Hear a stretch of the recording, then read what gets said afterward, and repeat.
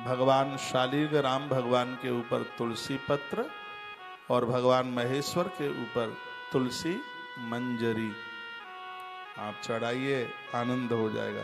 तिलानी तिल पुष्पाणी तेरवा अर्चन के चरित पूजते सत देवेशी अनंत फलमश्मते। इस महीने में यदि तिल के फूल मिल जाएं, तिली के फूल से भगवान नारायण की पूजा होती है। किसी का जादू टोना टोटका ये सब रह ही नहीं सकता, जीवन में कभी होगा नहीं। तिल का फूल भगवान को चढ़ाने की इतनी बड़ी महिमा है। पूजते तु जगन्नाथ बैकुंठ पदमम्यम प्राप्नोति पुरुषो नित्यम श्री विष्णु प्रसादित। जो नारायण के ऊपर तिल का फूल चढ़ाते हैं, कदम का फूल चढ़ाते हैं, उन्हें तुलसी पत्र चढ़ाते हैं, उन लोगों को घर में रहने पर भी जगन्नाथपुरी में रहने का फल प्राप्त होता है। इतनी बड़ी महिमा है। पुरी जगन्नाथ पुरुषोत्तम मास है। ऐसा बताते हैं जगन्नाथपुरी में जो भी कोई सत्कर्म किया जाता है उसका फल अधिक मास में दान पुण्य करने पर जो प्राप्त होता है वही फल प्राप्त होता है। जगन्नाथ भगवान की इतनी बड़ी महिमा है। अब के बाद 2 सावन पड़ रहे हैं अधिक मास में, लौंद के महीने में। मैं अभी से हम आपको निवेदन कर देते हैं, 2 महीने में हम भगवान शंकर की भूमि में भी हैं और इन्हीं 2 महीने में हम पुरी जगन्नाथ में भी हैं और गिरिराज गोवर्धन में भी हैं। ये अभी से बिल्कुल कन्फर्म है, 100% हम बाबा धाम झारखंड में होंगे अब के बार सावन के महीने में।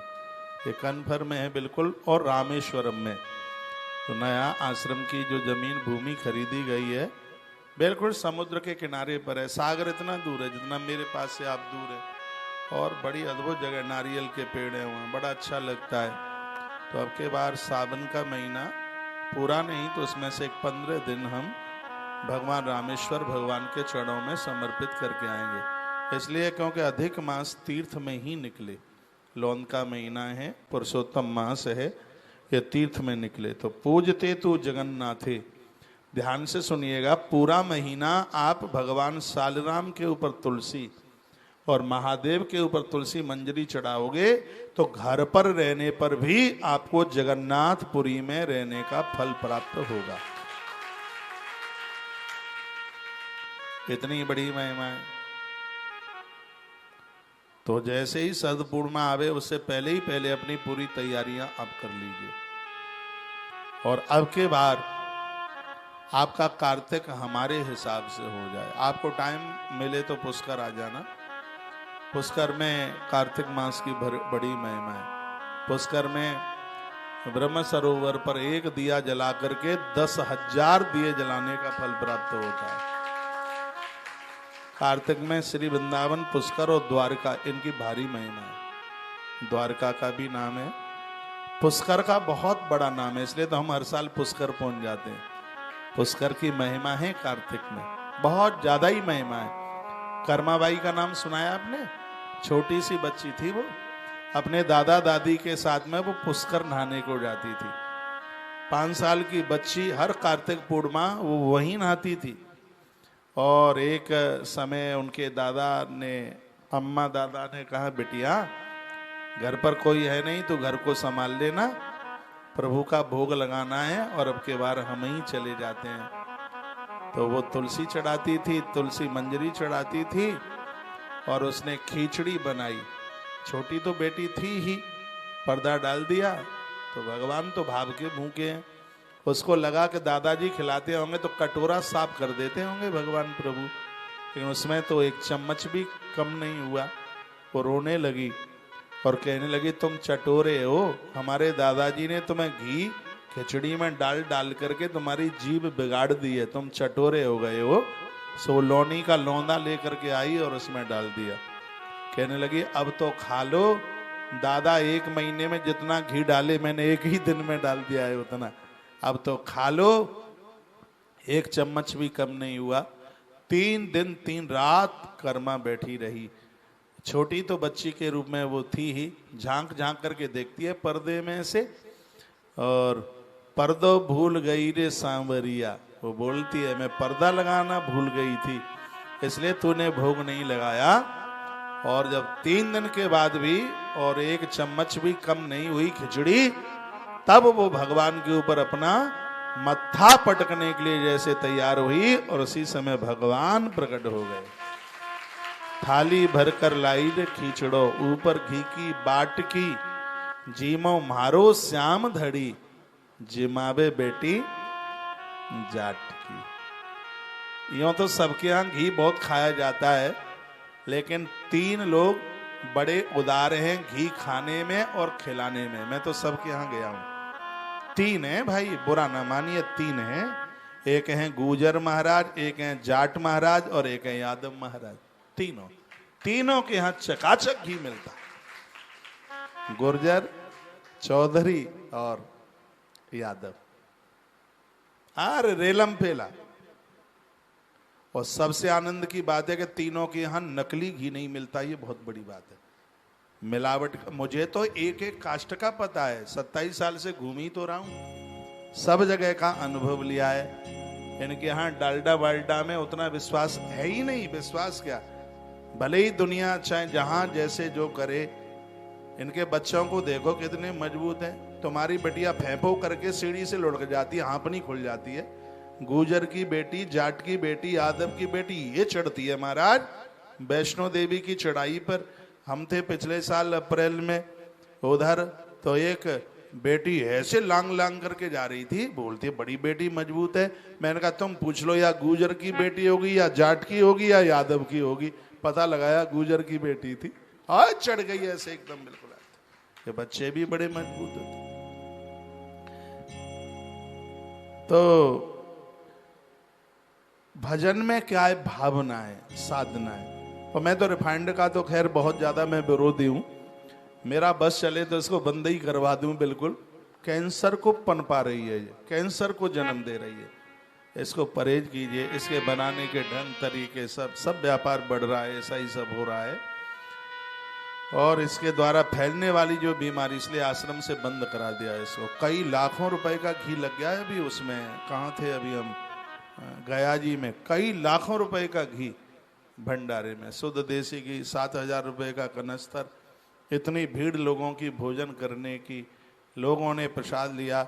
आपके पूर्वज प्रसन्न ही नहीं हुए, आपके पुरखे नाच रहे थे वहां पितरलोक में, ऐसा मुझे अनुभव हुआ। इतना जबरदस्त और वह कार्यक्रम, वह आयोजन हुआ। तो इस कार्तिक मास को थोड़ा धन्य धन्य कर लो, कृत कृत कर लो। जमीन में सोना है, सूर्योदय होने से पहले नहाना है, धुला हुआ वस्त्र पहनकर। इसमें विष्णु सहस्रनाम का पाठ या गीता जी का पाठ या गोपाल सहस्रनाम या तीनों पूरा का पूरा महीना भर पढ़िए। पद्म पुराण का भारी महत्व है, हरिवंश पुराण का भारी महत्व और भागवत जी का भारी महत्व है। जो भगवान नारायण से संबंधित ग्रंथ हैं उनका भारी महत्व है। जिन बहनों को संतान नहीं है, 1 महीने में हरिवंश पुराण पूरा कर दें, वो बहुत आनंद हो जाएगा। पद्म पुराण पढ़ने से मृत्यु नहीं बिगड़ती, भागवत पढ़ने से यह लोक परलोक बड़ी बड़ी महिमाएं। इसलिए हम कार्तिक में भागवत जी भी कर रहे हैं, पद्म पुराण भी कर रहे हैं, और कार्तिक में हम हरिवंश पुराण भी कर रहे हैं। तीनों कथा कार्तिक के महीने में होंगे। बैठ जाओ माता। और ठीक है, आप कहाँ से आए हैं? जम्बू से। जम्बू तो हम आ ही रहे हैं कल, पता है तुम्हें हम आ रहे हैं जम्बू। अच्छा अच्छा अच्छा अच्छा, बढ़िया।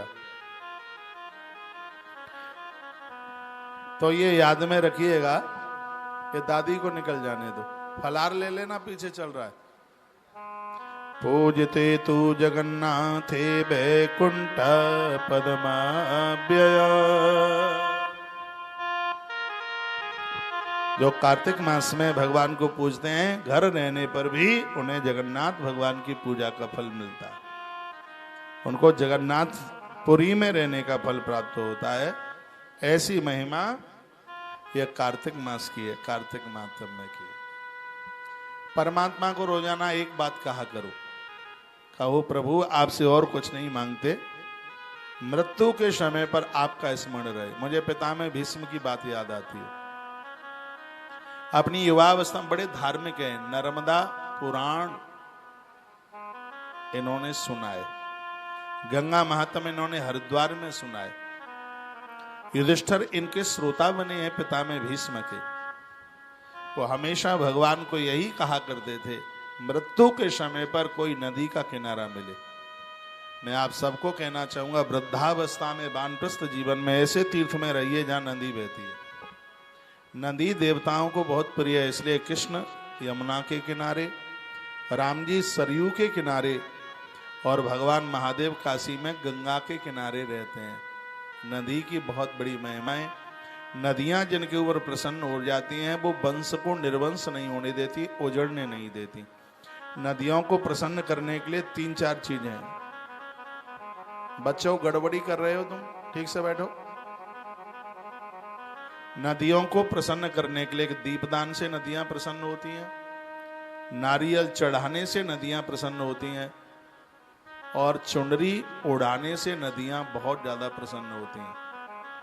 तो कार्तिक के महीने में, कार्तिक मास में आप दीपदान जरूर करना नदियों के किनारे पर, इससे उन्हें बहुत प्रसन्नता होती है। तो पितामह भीष्म कहते थे, मेरी मृत्यु के समय का अंतिम श्वास है तो गंगा जैसी पवित्र नदी के किनारे निकले। मेरी जिह्वा पर हे प्रभु तुम्हारा नाम हो, यह कृपा कर देना, मेरी मांग आपसे इतनी है। उस महापुरुष की बात कर रहा हूं, काल भी जिसका सामना नहीं करता। और आप अपना वानप्रस्थ जीवन वृंदावन जैसे धाम में, तीर्थ में निकालिए। बस और थोड़े समय की बात है। इतना बड़ा आश्रम जहां आप सबको आवास मिलेगा, रहने को जगह मिलेगी। आप परमानेंट नहीं तो वृंदावन में वास करने के लिए आते जाते रहिएगा।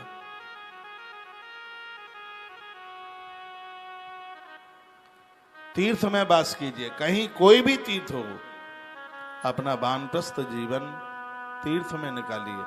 और कार्तिक महात्म्य में कुछ ऐसी अद्भुत बातें, 2 पंक्तियां आपके बीच में मैं बोलूंगा। इतना तो करना स्वामी, 2 ही पंक्तियां गाते हैं। जब वो प्राण तन से निकले, आज एकादशी है, पितामह भीष्म 11 करते थे। ये साधारण बात नहीं है। मृत्यु के समय पर गिरधर जिसको दर्शन दे रहा है, मामूली बात नहीं है। जन्म जन्म मुनि जतन कराई, अंत राम कहे आवत नहीं। इतने जतन किए जाते, अंत में राम नहीं आता। और ये तो साक्षात नाम नहीं आता अंत में, ये तो साक्षात वो स्वयं खड़ा हुआ है। इस महापुरुष का कोई बहुत बड़ा पुण्य रहा है। आइए ये पंक्तियां, इतना तो करना स्वामी, जब प्राण तन से निकले, गोविंद नाम कहकर यह प्राण तन से निकले। ये पंक्तियां सिर्फ कीर्तन में गा करके ही ना छोड़ देना, भगवान को प्रार्थना करना। वानप्रस्थ जीवन है और घर की जिम्मेवारियों से आप पूरे हो गए हैं, तो साल में आते जाते रहिए तीर्थों में, और आपसे बन जाए पूरा कार्तिक महीना आप तीर्थ में निकाल दें। सब व्यवस्था हो जाएगी। पुष्कर आ जाना 16 से 23, उसके बाद यहाँ वृंदावन आ जाना। 8 तारीख को कार्तिक पूरा होगा और हम 10 तारीख तक इधर हैं। आप जरूर बिल्कुल पधारिएगा, सादर आमंत्रण है। आइए गुनगुनाते हैं 2-3 पंक्तियां।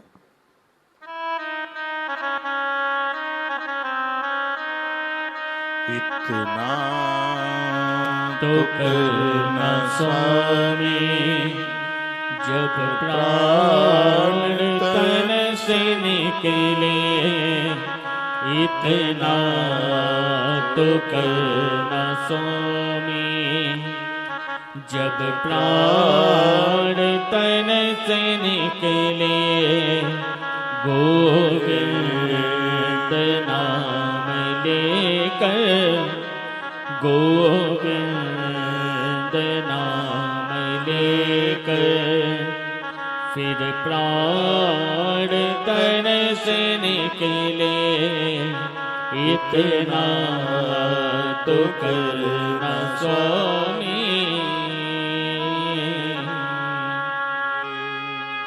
श्री गंगा जी का तट हो, यमुना का वंशवट हो, श्री गंगा जी का सचे। तट हो,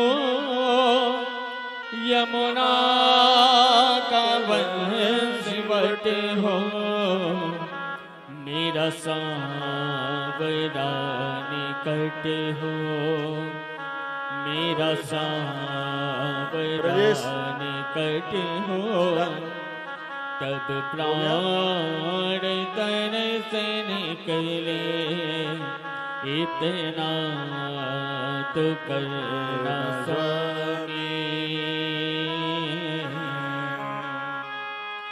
पीतांबरी कसी हो, होठों पे कुछ हंसी हो, पीतांबरी कसी हो, होठों पे कुछ हंसी हो, छवि मन मेरे बसी हो, छवि मन मेरे बसी हो, तब प्राण तन से निकले, गोविंद नाम लेकर, तब प्राण तन से निकले, इतना तो करना स्वामी। आना जरूर आना, राधे को साथ लाना, आना जरूर आना, राधे को साथ लाना, दर्शन मुझे कराना, दर्शन मुझे कराना, तब प्राण तन से निकले, इतना तो करना स्वामी। जब प्राण तन से निकले, उस वक्त जल्दी आना, नहीं श्याम भूल जाना, उस वक्त जल्दी आना, नहीं श्याम भूल जाना, मुरली की धुन सुनाना, मुरली की धुन सुनाना, तब प्राण तन से निकले, गोविंद नाम लेकर, तब प्राण तन से निकले, इतना तो करना स्वामी। यह किसी अरज है, मानो तो क्या हरज है, यह किसी अरज है, मानो तो क्या हरज है, कुछ आपका फर्ज है, कुछ आपका। भैया दिखा दीजिएगा।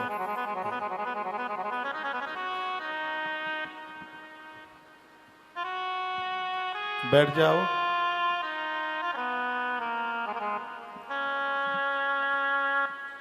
धाकड़ जी बैठे हैं बाहर, चले गए।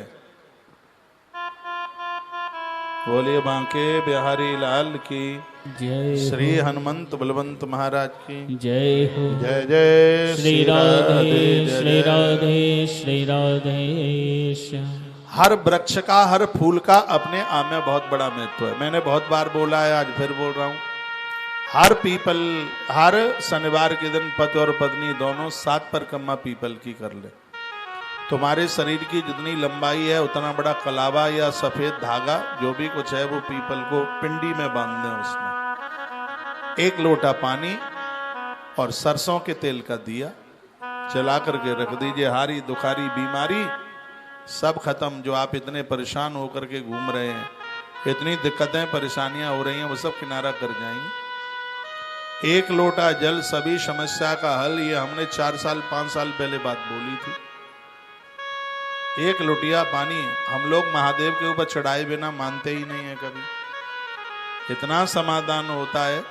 1 आध कनस्तर अग्नि में जलाने से जो पुण्य आप प्राप्त करते हैं, महादेव के ऊपर 1 लोटा जल चढ़ाने से उतना फल प्राप्त कर लेंगे। आश्रम का ये भाग है इधर, जिधर ये मेरी कुटिया बनी है उसके बिल्कुल पास में।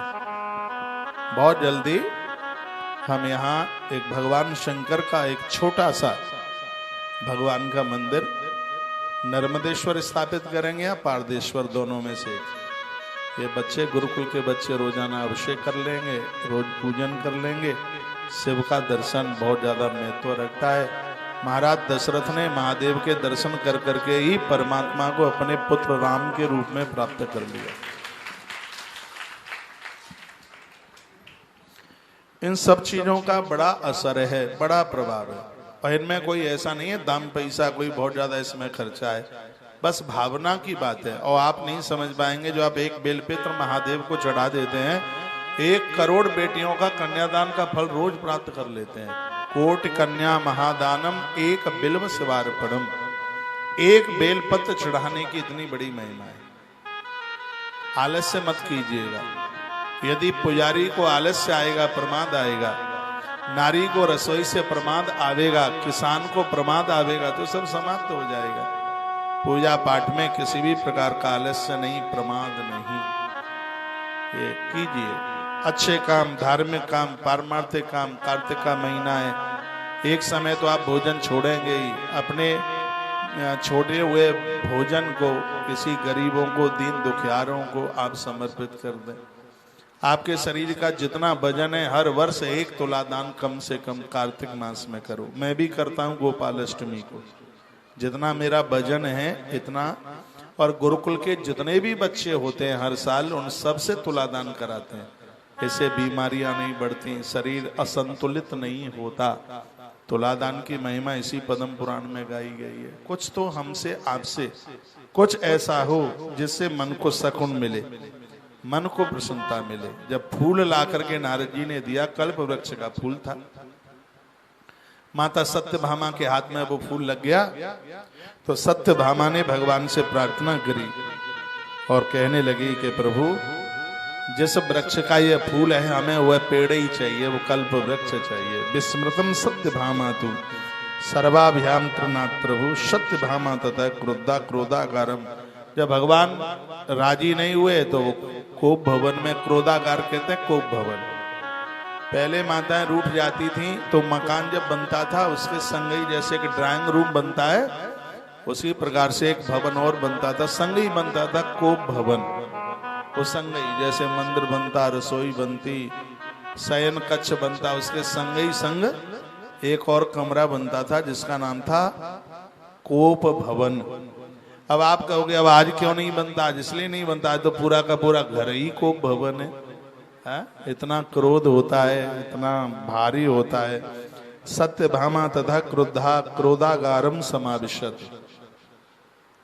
सत्यभामा को बड़ा क्रोध आया, भगवान उसको मनाने लगे।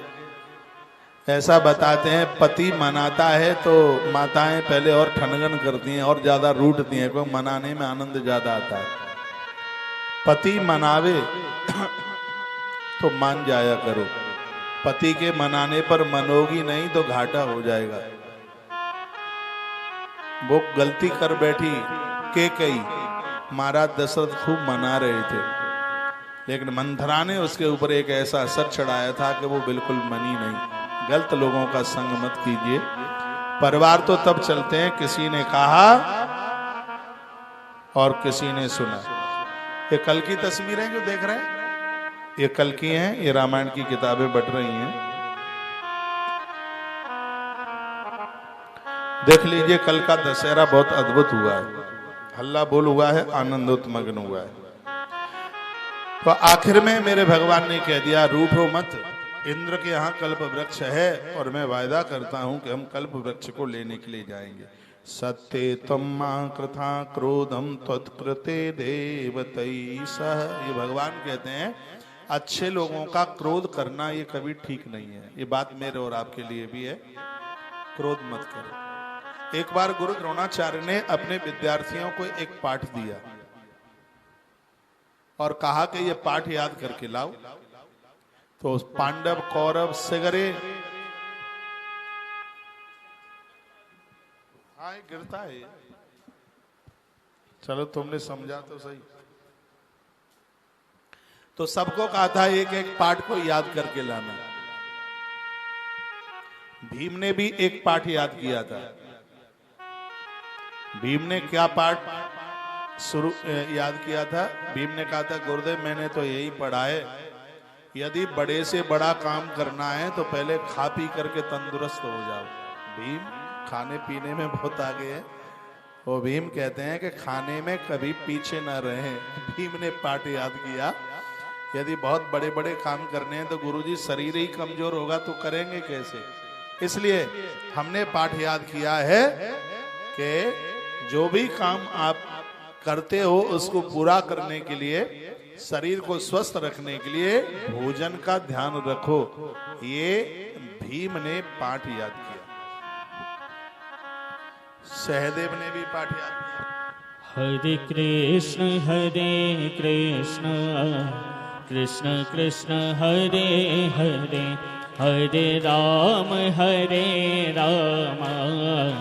राम राम हरे हरे, हरे कृष्ण कृष्ण कृष्ण हरे हरे, शिरादे हरे राम राम राम हरे हरे। बोले बांके बिहारी लाल की जय हो, श्री हनुमान जी महाराज की जय हो, आज के आनंद की जय हो। आप सुन नहीं रहे हैं, बड़ी मजबूत बात है। सहदेव ने कहा जो भगवान से जुड़ा हुआ है दुनिया में उसको कोई पराजित नहीं कर सकता। ये सहदेव ने याद किया था। जो परमात्मा के साथ में जो जुड़ा हुआ है उसको कोई हरा नहीं सकता, उसको कोई पराजित नहीं कर सकता। ये सहदेव ने याद किया। नकुल ने पाठ याद किया।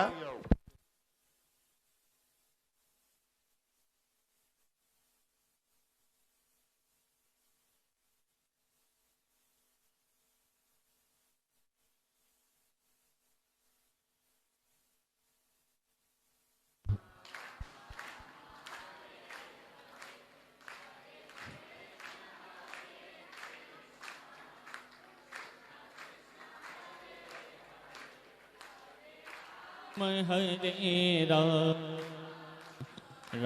राम हरे हरे, हरे कृष्ण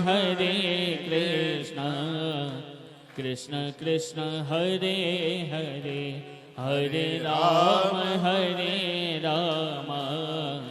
राम राम हरे हरे। बोले भक्त वत्सल भगवान जय हो। तो सहदेव ने अपना पाठ बता दिया, नकुल ने अपना बता दिया, अर्जुन ने भी अपना बता दिया। अर्जुन ने कहा व्यक्ति कोई कार्य करे तो उसका पूरा ध्यान लक्ष्य की तरफ होना चाहिए तो उसको सफलता मिल जाएगी। एक बार गुरुजी ने एक चिड़िया बैठी थी पेड़ के ऊपर, तो गुरुजी ने सबको पूछा कि तुम्हें क्या दिखाई दे रहा है। तो किसी ने कहा हमें आंख दिखाई दे रही है, किसी ने कहा हमें पंख दिखाई दे रहे हैं, मैं खोलिए, किसी ने कहा हमें चिड़िया की चोंच दिखाई दे रही है, किसी ने कहा हमें उसके पाम दिखाई दे रहे हैं। अर्जुन को पूछा कि तुझे क्या दिखाई दे रहा है? अर्जुन ने कहा चिड़िया में मुझे मेरा लक्ष्य दिखाई दे रहा है। व्यक्ति को जिंदगी में उसका लक्ष्य दिखाई देना चाहिए। ये अर्जुन ने पाठ याद किया। उसके बाद धर्मराज युधिष्ठिर का नंबर आया। सुनिए, गुरुदेव ने पूछा बेटा युधिष्ठिर तुमने क्या पाठ याद किया है? युधिष्ठिर ने कहा गुरुदेव मैंने पाठ याद किया है, क्रोधम मा कुरु, मैं जीवन में कभी क्रोध नहीं करूंगा। और युधिष्ठिर ने अपने जीवन में कभी क्रोध नहीं किया। क्रोध व्यक्ति को बेहोश करके मनुष्य से दानव बना देता है। आपने पड़ोसी को जीता, कुछ नहीं जीता। ए बच्चा ठीक बैठ, ठीक से बैठ। लेकिन आपने क्रोध को जीत लिया तो बहुत बड़े दुश्मन को जीत लिया, बहुत बड़े दुश्मन को जीत लिया। तो भगवान श्री कृष्ण सत्यभामा को बोले, देवी यह क्रोध करना ठीक नहीं है, और हम वायदा करते हैं कि वृद्ध देवराजम चारोपयसे तवांगड़े, हम इंद्र के यहां से कल्प वृक्ष को लेके आ जाएंगे और तुम्हारे आंगन में आकर के लगा देंगे। कल्प वृक्ष तो आप नहीं ला सकते आंगन में लगाने के लिए, लेकिन तुलसी का पेड़ तो आप ला सकते हैं। तुलसी वृक्ष तो आप लगा सकते हैं। मत्स्य पुराण में लिखा है, जिसके आंगन में तुलसी होती है उसके घर में कोई किसी भी प्रकार का वास्तु दोष नहीं रहता, पितृ दोष नहीं रहता। यह तुलसी की इतनी बड़ी महिमा है। तुलसी ज्यादा तरह से यदि खुले में हो, तुलसी की जगह आंगन खुला हो ऊपर से, लेकिन आजकल तो होता नहीं है। नहीं तो तुलसी के लिए जो जगह स्थान बताई है, तुलसी को अंबर दिखना चाहिए, आकाश दिखना चाहिए। तुलसी ऐसी जगह, आप कहते हैं तुलसी सूख जाती है, तुलसी इसलिए सूख जाती है क्योंकि तुलसी को अंबर नहीं दिख रहा, तुलसी को आकाशपति दिख नहीं रहा है, इसलिए तुलसी को स्थान आंगन बताया। आंगन में तुलसी के नीचे कच्ची जगह है, नीचे तुलसी माता के नीचे कच्ची जगह हो, उसके ऊपर गमला, ऊंचा गमला, और तुलसी का गमला इतना ऊंचा हो कि गमला कम से कम आपके छाती के ऊपर गले तक आवे। बहुत लोग गमले को नीचे रख देते हैं, तुलसी नीचे रखी हुई होती है, बिल्ली मुंह मार जाती है, स्वान बाथरूम कर जाता है, कुतरे उसको चाटते रहते हैं। आपने पूजा का देवला रखा, इतने में कुतरा बिलैया आई, उन्होंने देवला भी चाटा और संगी संग तुलसी भी चाट ली संगी संग। इसलिए हमारे ग्रंथों में लिखा है कि आपके कंठ तक ऊंचाई तुलसी की हो। इसलिए तो कहा गया है कि गृहस्थियों के घर में तुलसी जमीन में लगाने से ज्यादा प्रभावशाली गमले में लगाने का है, क्योंकि तुलसी पूजित है। नीचे जमीन में लगेगी तो उसको लोग थूकेंगे, निकलेंगे, सब तरह के लोग हैं, चाहे जैसे हाथों से उसको छुएंगे। तुलसी खेती नहीं है, तुलसी माँ है, इसको वंदन किया जाता है, इसको प्रणाम किया जाता है, ऐसी तुलसी है। जैसे माँ स्थिर नहीं है, तुलसी माँ सबके लिए है। कभी वो बेटे को देखती है, कभी पति को देखती है, कभी सास ससुर को देखती है, उसका एक पाँव यहाँ होता है, एक वहाँ होता है, एक वहाँ होता है। तुलसी भी एक जगह पर स्थायी नहीं, तुलसी अस्थाई होनी चाहिए। चाहे यहाँ रख लो गमला उठा के, चाहे वहाँ रख लो, चाहे वहाँ रख लो, चाहे वहाँ रख लो। जमीन में भी आप उसको जो लगाते हैं, तो ऐसी जगह पर तुलसी आपके घर में जो भी लोग आवे तो तुलसी माता के ऊपर निगाह पड़े, दृष्टि पड़े। तो कल्प वृक्ष नहीं लगा सकते तो तुलसी पेड़ तो लगा ही सकते हैं। कार्तिक में तुलसी महात्म्य की बड़ी महिमा का वर्णन किया है। भगवान ने अपना गरुड़ तैयार किया और कल्प वृक्ष लेने के लिए मेरे प्रभु इंद्र के यहाँ पहुंच गए। कल्पद्रुम महाभागे अपराधम में क्षमाम कुरु इतकृता प्रतिज्ञा तो कृष्णा सा सत्यभामया। सत्यभामा को संग लेकर के भगवान गए थे इंद्र के बगीचे में। कल्प वृक्ष को मांगा तो इंद्र ने कहा कि हे प्रभु, आप इस देव वृक्ष को पृथ्वी पर ना ले जाइए। इंद्र ने मना किया, युद्ध हुआ, भगवान कृष्ण ने इंद्र को जीत लिया। गरुण भगवान ने उस समय बहुत बड़ा युद्ध किया।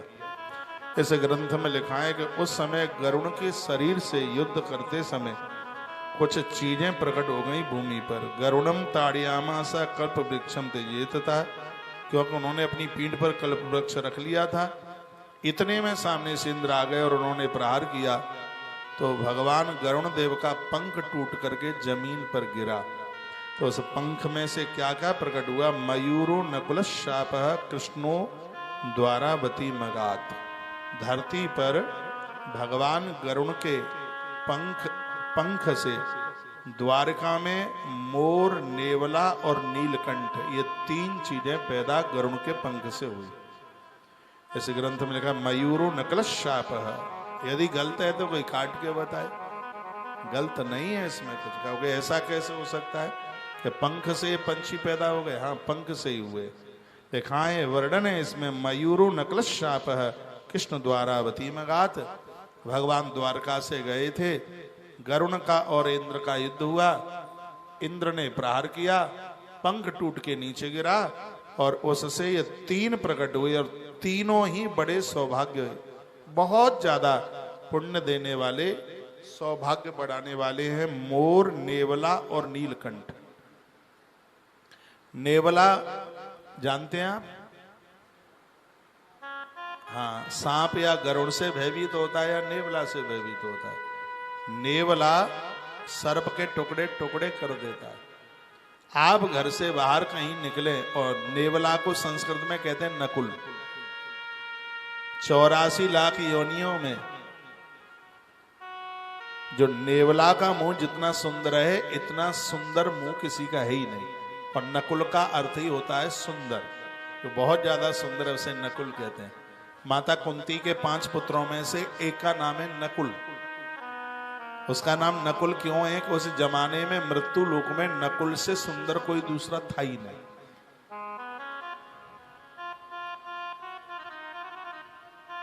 राधे।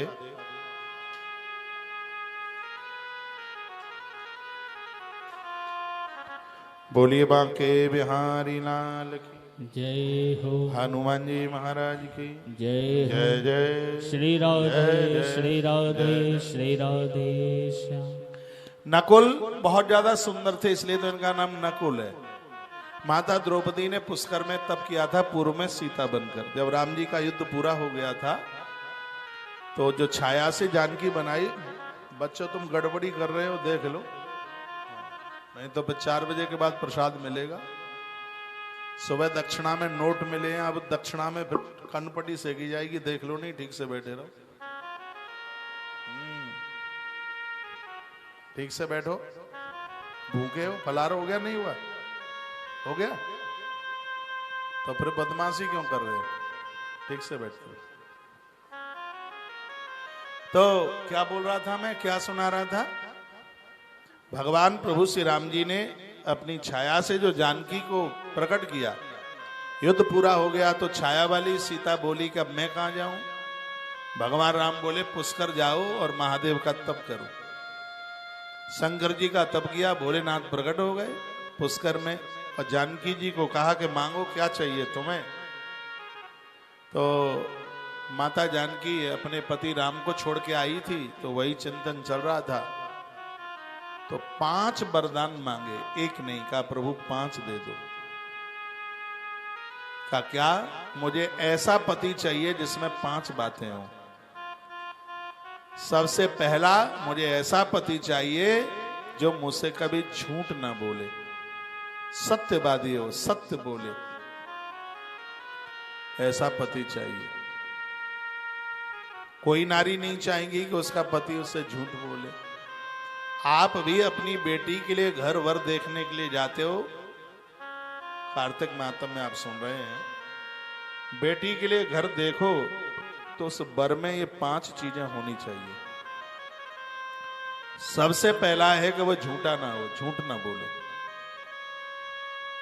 प्राय लोग झूठ ही ज्यादा बोलते हैं, होते हैं कहीं, बताते हैं कहीं, आते हैं कहीं से, बताते हैं कहीं से। सबसे पहला गुण है मनुष्य का, वो यह है जो है सो की सो बताए, घर वाली से झूठ ना बोले। हाँ, एक आध जगह तो झूठ चल जाएगा। कहाँ? मम्मी पापा आपसे दूर रहते हैं, उनसे मिलके आए हो तो यदि हो सकता है कि आपने बता दिया मम्मी पापा से मिलके आए तो घर में गृह युद्ध शुरू कर दे।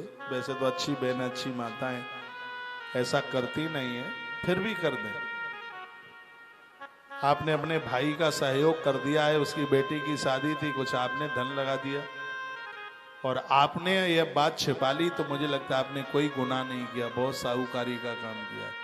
यज्ञ से ज्यादा काम आपने बढ़िया कर दिया है। आपने अपने भाई की बेटी के विवाह में आपने सेव किया, और ये आपने अपनी पत्नी को या और किसी को नहीं बताया, तो आपने कोई ऐसा गुनाह नहीं किया।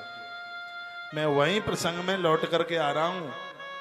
5 वरदान जो सीता जी ने मांगे थे, पहला था मेरा पति सत्यवादी हो, झूठ ना बोले। दूसरा हो, मेरे पति से बढ़कर धरती पर कोई दूसरा धनुर्धर ना हो, यह वरदान मांगा। तीसरा वरदान, मेरा पति इतना वीर हो, लोग उसका लोहा तो माने, लेकिन मैं भोजन बनाऊं और वो आराम से भरपेट जीवे। माताएं बनाती हैं, जब उसका बेटा या पति खूब खाता है तो ये थकती नहीं है, इनको खुशी होती है, इन्हें प्रसन्नता होती है। जितना ज्यादा खाते हैं उतना ही ये खुश होती है। तो द्रौपदी ने कहा कि मैं भोजन बनाऊं और मेरा पति खूब खावे। यह हमें तीसरा वरदान दे दीजिए। और उन्होंने चौथे वरदान में मांगा कि मेरे पति से रूपवान कोई दूसरा ना हो। 5वें वरदान में मांगा कि ईश्वर के ऊपर मेरा पति श्रद्धा रखने वाला हो। तो भगवान महादेव ने कहा कि एक ही व्यक्ति में 5 चीजें हों तो बड़ा मुश्किल होगा, इसलिए हम वरदान दिए देते हैं कि 5 वरदानों की वजह से तुम्हारे लिए 5 पति मृत्यु लोक में चल करके आएंगे। शंकर जी ने कहा यह हमारा वरदान है तुम्हारा। पुष्कर में शरीर छोड़ा, पुष्कर जी में तो शरीर छोड़ा जानकी ने, और द्वापुर में राजा द्रुपद एक यज्ञ कर रहे थे, वही जानकी राजा द्रुपद के यज्ञ से प्रकट हो गई, इसलिए उसका नाम द्रौपदी हुआ। द्रुपद के यज्ञ से प्रकट हुई इसलिए नाम द्रौपदी, यज्ञ से प्रकट हुई है इसलिए इसका नाम था यज्ञसेन। 5 वरदान उसने मांगे थे। पहले में मांगा था कि पति सत्यवादी और झूठ न बोले, इसलिए दुष्टन मिल गए। उसने कहा मेरे पति से बड़ा धनुर्धर ना हो, इसलिए उसको अर्जुन मिल गए। वो कहती है मैं बनाऊं और मेरा पति हाली खा ले, मैं लेके आऊं रसोई से तो थाली साफ मिले, इसलिए तो बड़े पेट वाले भीम जी मिल गए। फिर उसने कहा कि मेरा पति देवताओं को मानने वाला हो, इसलिए सहदेव मिले। और धरती पर मेरे पति से सुंदर कोई और दूसरा ना हो। भगवान कृष्ण भी अपने मुंह से बात कहते थे, कुंती बुआ मैंने नकुल जैसा सुंदर प्राणी इस मृत्यु लोक में नहीं देखा। भगवान कृष्ण, नकुल का अर्थ ही था जो बहुत ज्यादा सुंदर। तो गरुण देव के पंख से 3 चीजें प्रकट हो गई, मयूरो नकुल शाप कृष्णो द्वारावती मगा। मोर, नेवला जिसको दूसरे शब्दों में कहते हैं नकुल, और तीसरा है नीलकंठ। नीलकंठ का दर्शन बड़ा महत्वपूर्ण होता है। बहुत लोगों ने कल नीलकंठ का दर्शन किया है।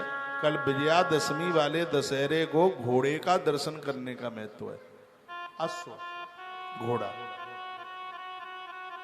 और गंगा दशहरे वाले इस दशहरे में नीलकंठ के दर्शन का बहुत भारी महत्व है।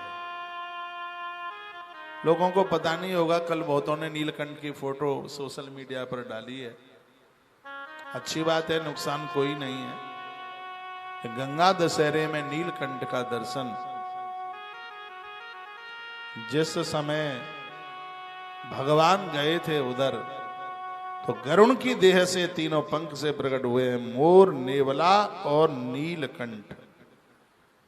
ये भगवान गरुण देव से प्रकट हुए। भगवान कल्प वृक्ष को गरुण की पीठ पर रख करके लेकर के आए, और उन्होंने वही कल्प वृक्ष श्री द्वारका जी में सत्यभामा के आंगन में ला करके उसको लगा दिया। भगवान ने बहुत पेड़ लगाए इस ब्रज मंडल में। भगवान ने खूब कदम बेल इतने लगाए। राम जी ने चित्रकूट में बहुत पेड़ लगाए। और आप अपने आप को पूछिए, कोई आप में 40 साल का है, कोई 60 साल का है, कोई 70 साल का है, क्या आपने अपने जीवन काल में कभी वृक्ष लगाए, पेड़ लगाए? पेड़ों के प्रति पूरी सहानुभूति रखिए, पूरी की पूरी श्रद्धा रखिए, पूरी श्रद्धा रखिए।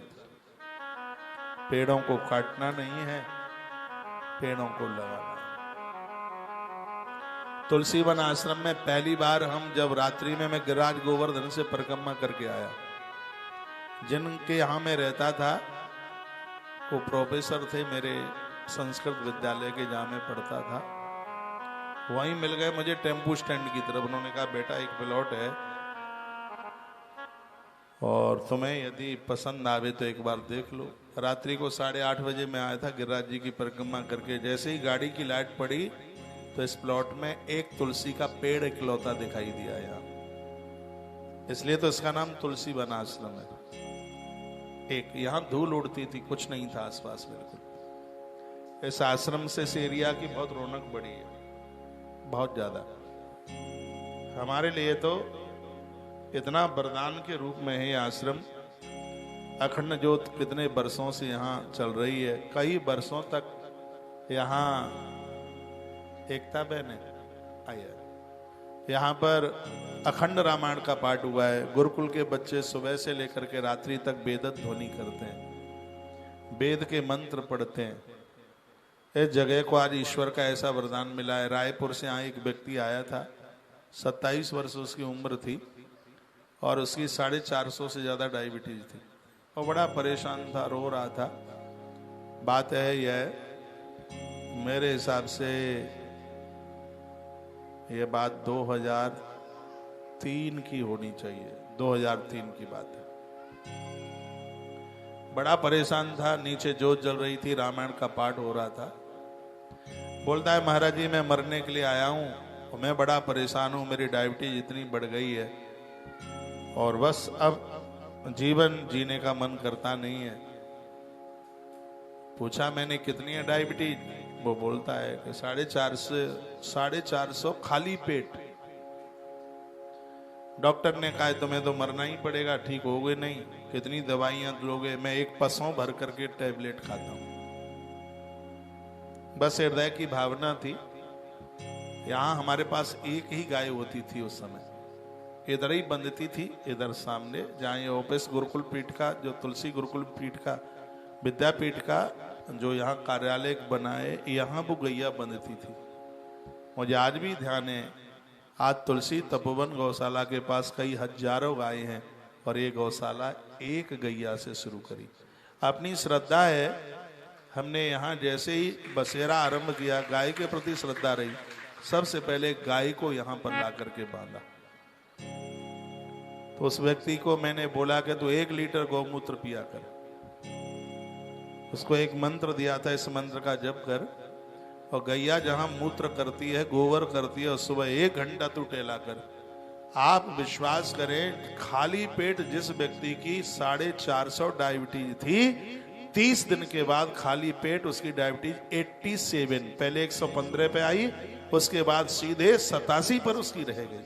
इस स्थान को तो प्रभु का ऐसा वरदान मिला है, लोग रोते रोते यहाँ आते हैं, मुस्कुराते हुए जाते हैं। बड़ा आनंद होता है यहाँ। पूजा पाठ सुबह से लेकर के शाम तक चलता है। आज कैंसर हॉस्पिटल की भूमि में भी मैंने ये भूमि आज पहली बार देखी और यहाँ मुझे बट पेड़ दिखाई दिया, बरगद का पेड़। काफी और भी वहाँ पेड़ हैं। तो जिनसे वो भूमि ली, जमीन ली, उन्होंने कहा कि आपको ये पेड़ उठाना पड़ेगा। मैंने कहा पेड़ नहीं है, भगवान है, यही तो चमत्कार करेगा। देखिए मैं उन्हें वंदन करके आया हूँ, प्रणाम करके आया हूँ पेड़ों के प्रति, वृक्षों के प्रति। ये टीवी में दिख रहे होंगे बड़े बड़े से पेड़, देख रहा है इसमें कुछ? हाँ। तो आप अपने घर में तुलसी है, भगवान ने कल्प वृक्ष लगाया, 100 पेड़ पार्वती मैया रोज लगाती थी, कोई तो बात होगी। तुलसी के 100 पौधे, इसी पद्म पुराण में तुलसी महात्म्य में वर्णन है। मैया की 2 के प्रति इतनी श्रद्धा है। ओम नमो भगवते वासुदेवाय, ये मंत्र जपती है माँ पार्वती और 100 तुलसियों की रोज पूजा करती है। 100 पेड़ों की पूजा ही नहीं, 100 वृक्ष अपने हाथ से माँ तुलसी के माता पार्वती रोज लगाती है। कार्तिक के महीने में 100 नहीं तो 1 पेड़ रोज लगाओ, अपनी छत पर लगाओ, आंगन में लगाओ, जहां जगह मिले वहां लगाओ, एक भी दिन एब्सेंट ना हो, रोज लगाइए। सैकड़ों बेटियों के कन्यादान का फल आपको रोज मिलेगा। एक भी दिन ना निकले, जितना आपसे बने उतना तुलसी पत्र भगवान सालिग्राम के ऊपर रोज चढ़ाइए। तुलसी मंजरी भगवान महादेव के ऊपर चढ़ाइए। अपने परिवार का आनंद देखना, सुख देखना। आप कहोगे हमारे जीवन में 2022 जैसा कार्तिक मास नहीं आया, इतना आनंद हो जाएगा। बाप बेटे में बनती नहीं है, सबसे अच्छा समाधान है। कभी कभी ऐसा होता है, बेटा सबके लिए बढ़िया होता है, पापा सबके लिए बढ़िया होते हैं, लेकिन शनि और सूर्य की तरह, शनि और सूर्य में कभी बनी ही नहीं जीवन में। दोनों में 9 और 6 का आंकड़ा होता था। सूर्य इतने अच्छे हैं, शनि देवता भी इतने अच्छे हैं, गड़बड़ नहीं है, बहुत अच्छे न्यायाधीश है शनि। बिना कारण के शनि कभी किसी को परेशान नहीं करता शनि, लेकिन नहीं बनती थी। तो मैंने ये बड़ा अच्छा पढ़ लिया है, घर में जिनकी बनती नहीं है, एक दूसरे से पटती नहीं है, तो उनके लिए घर में शालराम भगवान का पूजन और उनके ऊपर तुलसी पत्र चढ़ाना, ये हर परिवार के लिए किसी वरदान से कम नहीं है। कार्तिक मास में तो ये आप रोज कीजिएगा। रविवार को तुलसी तोड़ी नहीं जाती, लेकिन तुलसी पूजी जाती है, उसे बंधन किया जाता है, प्रणाम किया जाता है। छूइए मत, स्पर्श मत कीजिए। एक लोटा डाल दें, दूर से ही थोड़ा उसके ऊपर आप जल छोड़ दें, चावल छोड़ दें, पानी छोड़ दें, परिक्रमा लगा लें, क्योंकि भगवान गणेश ने श्राप दे दिया है, कहा रविवार के दिन तुझे लोग छुएंगे नहीं, सब देवताओं पर तू चढ़ेगी लेकिन तुझे नहीं तोड़ा जाएगा। और यदि किसी ने रविवार के दिन तुझे छुआ, तुझे तोड़ा,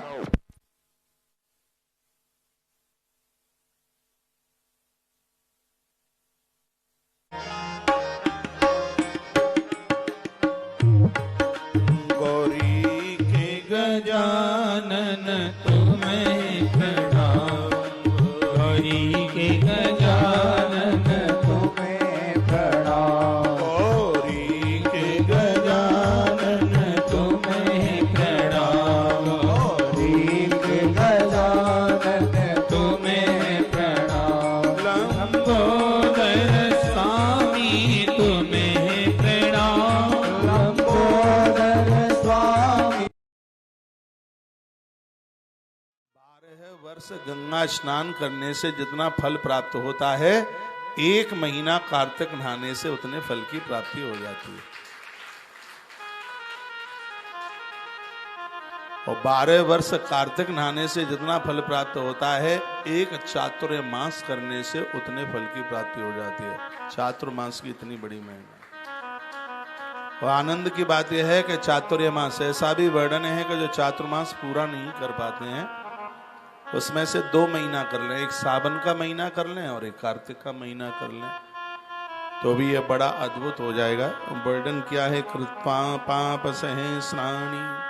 गुरुकुल के जो बच्चे बैठे हैं, ठीक से बेटा सुन लो, सब बातें बहुत काम में आवेंगी। इधर आ भाई, इधर आ, इधर इधर। ये नए बच्चे हैं, पहली बार आज मेरी मुलाकात हुई है, क्योंकि जब मैं उज्जैन चला गया तब ये थे नहीं, फिर मैं 3 महीने के बाद में लौट करके आया हूँ। कैसे बेटा, क्या नाम है? नया एडमिशन है, नया? कैसे? हनुमान जी महाराज की जय हो, पापांकुशा एकादशी मैया की जय हो, जय जय श्री राधे जय। श्री राधे श्री राधे श्याम। तो भगवान गणेश जी ने अभिशप्त कर दिया, वो लंबी कथा है, श्राप दे दिया। इसलिए रविवार के दिन तुलसी को तोड़ा नहीं जाता। यदि कहीं कोई ऐसी त्रुटि हो जाती है तो उसमें भगवान गजानंद से ही क्षमा मांगी जाती है। उसमें 108 नाम गणेश जी के जपे जाते हैं, ओम गम गणपतये नमः, उसके प्रायश्चित के लिए। भूल में ऐसा हो जाता है तो मैं ये कहूंगा कि घर की सामंजस्यता के लिए, एकाकी भाव के लिए भगवान महादेव के ऊपर तुलसी मंजरी और नारायण के ऊपर तुलसी पत्र चढ़ाइए। कार्तिक का मास आरंभ हो रहा है, अद्भुत महीना है पूजा पाठ के लिए, बहुत ही ज्यादा अद्भुत है, बहुत ज्यादा।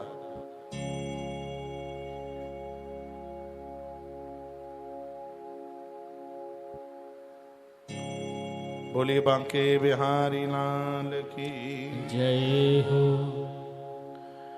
तो भगवान ने आंगन में आकर के कल्प वृक्ष गाड़ दिया। इस प्रसंग में मैं ये बोल रहा था कि आप पेड़ वृक्ष इनके प्रति पूरा अपना समर्पण रखिए। मोर, नेवला, नीलकंठ ये तीनों बड़े शुभ हैं, ये गरुण देव से प्रकट हुए। सत्यभामा ने भगवान का तुला दान किया। लिखा है प्राप्यते सत्यभामेयम तुला पुरुष दानता। जब वो कल्प वृक्ष लग गया ना आंगन में, तो कार्तिक का ही महीना था, तो सत्यभामा ने देवर्षि नारद जी को कहा, मेरे पति इतने अच्छे हैं, सिरा दे,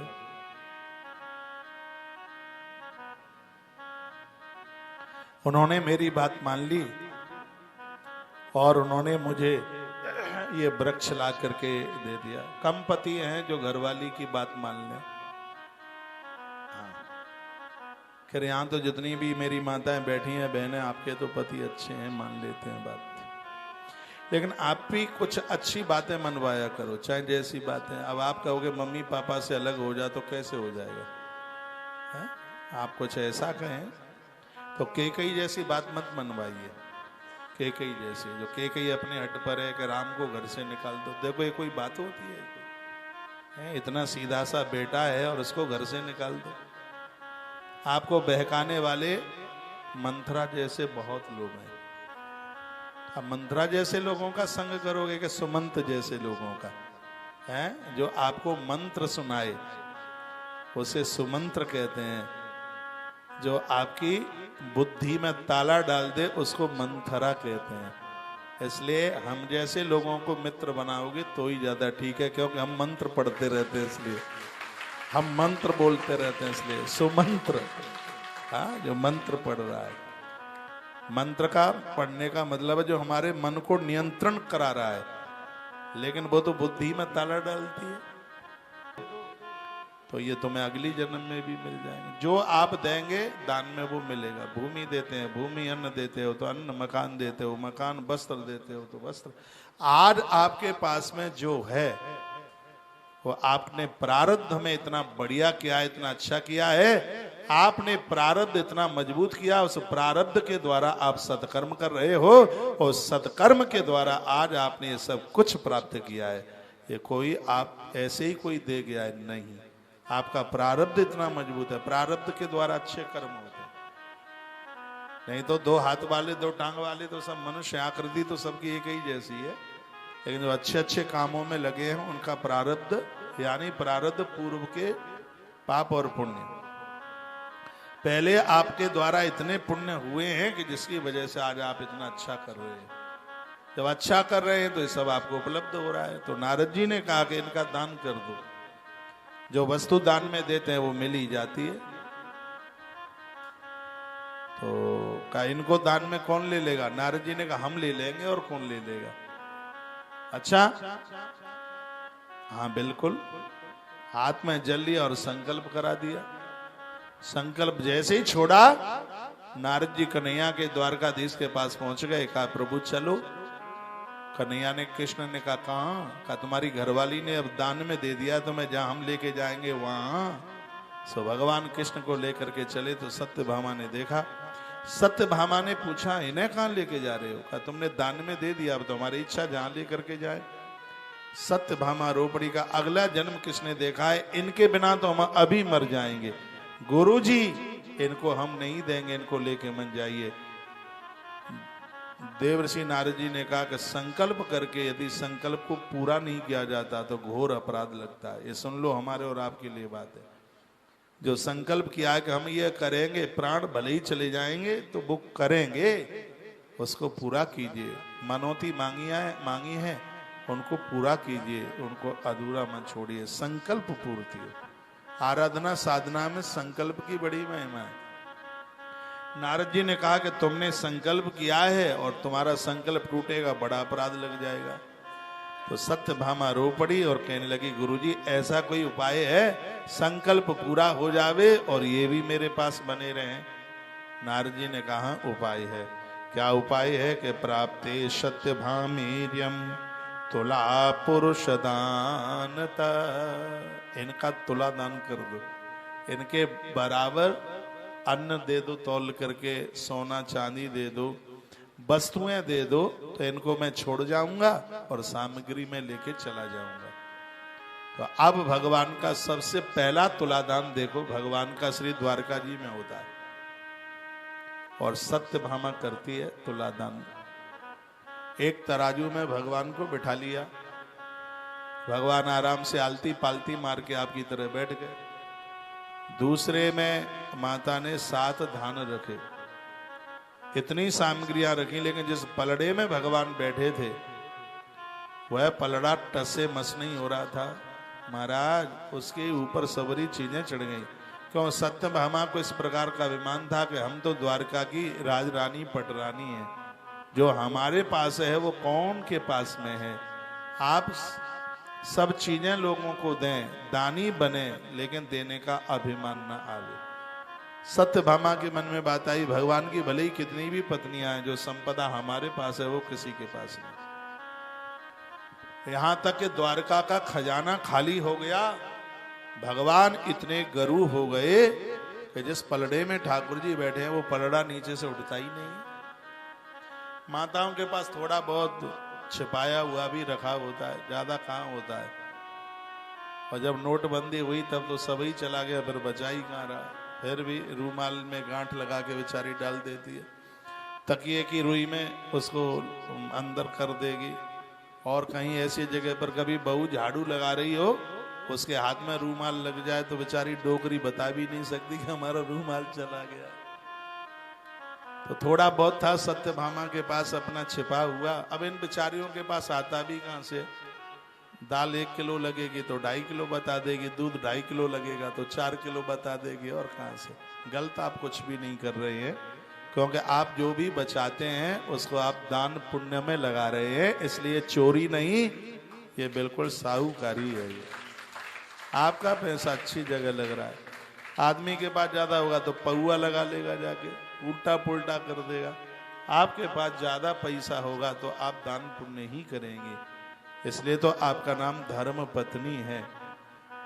इसलिए आपका नाम धर्म पत्नी है। पति को धर्म से, परिवार को धर्म से जोड़ती हैं, और यही होना चाहिए। तो मैया का जितना भी था सत्यभामा का, तो तराजू में सबका सब चढ़ गया, लेकिन वो पलड़ा इतना, अभी भी भगवान वाला पलड़ा इतना गरू था कि वो उठता ही नहीं है।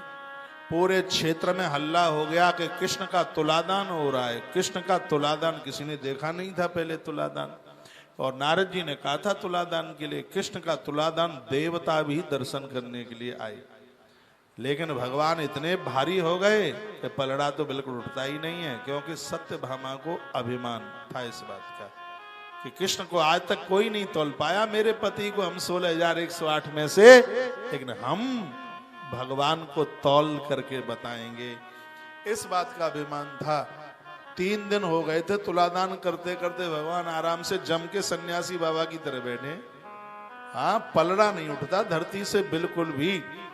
ये सूचना माता रुक्मणी को सूचना मिल गई कि भगवान का तुलादान हो रहा है, और प्रभु इतने गरू हो गए हैं, इतने भारी हो गए हैं कि उनका पलड़ा उठता नहीं है कैसे भी।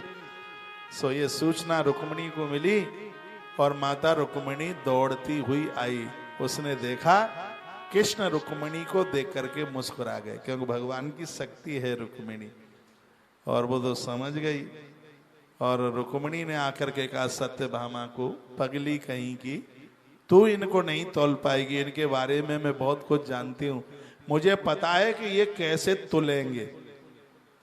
ये माता रुक्मणी बोली, ये कैसे इनको तौलना होगा ये मुझे पता है।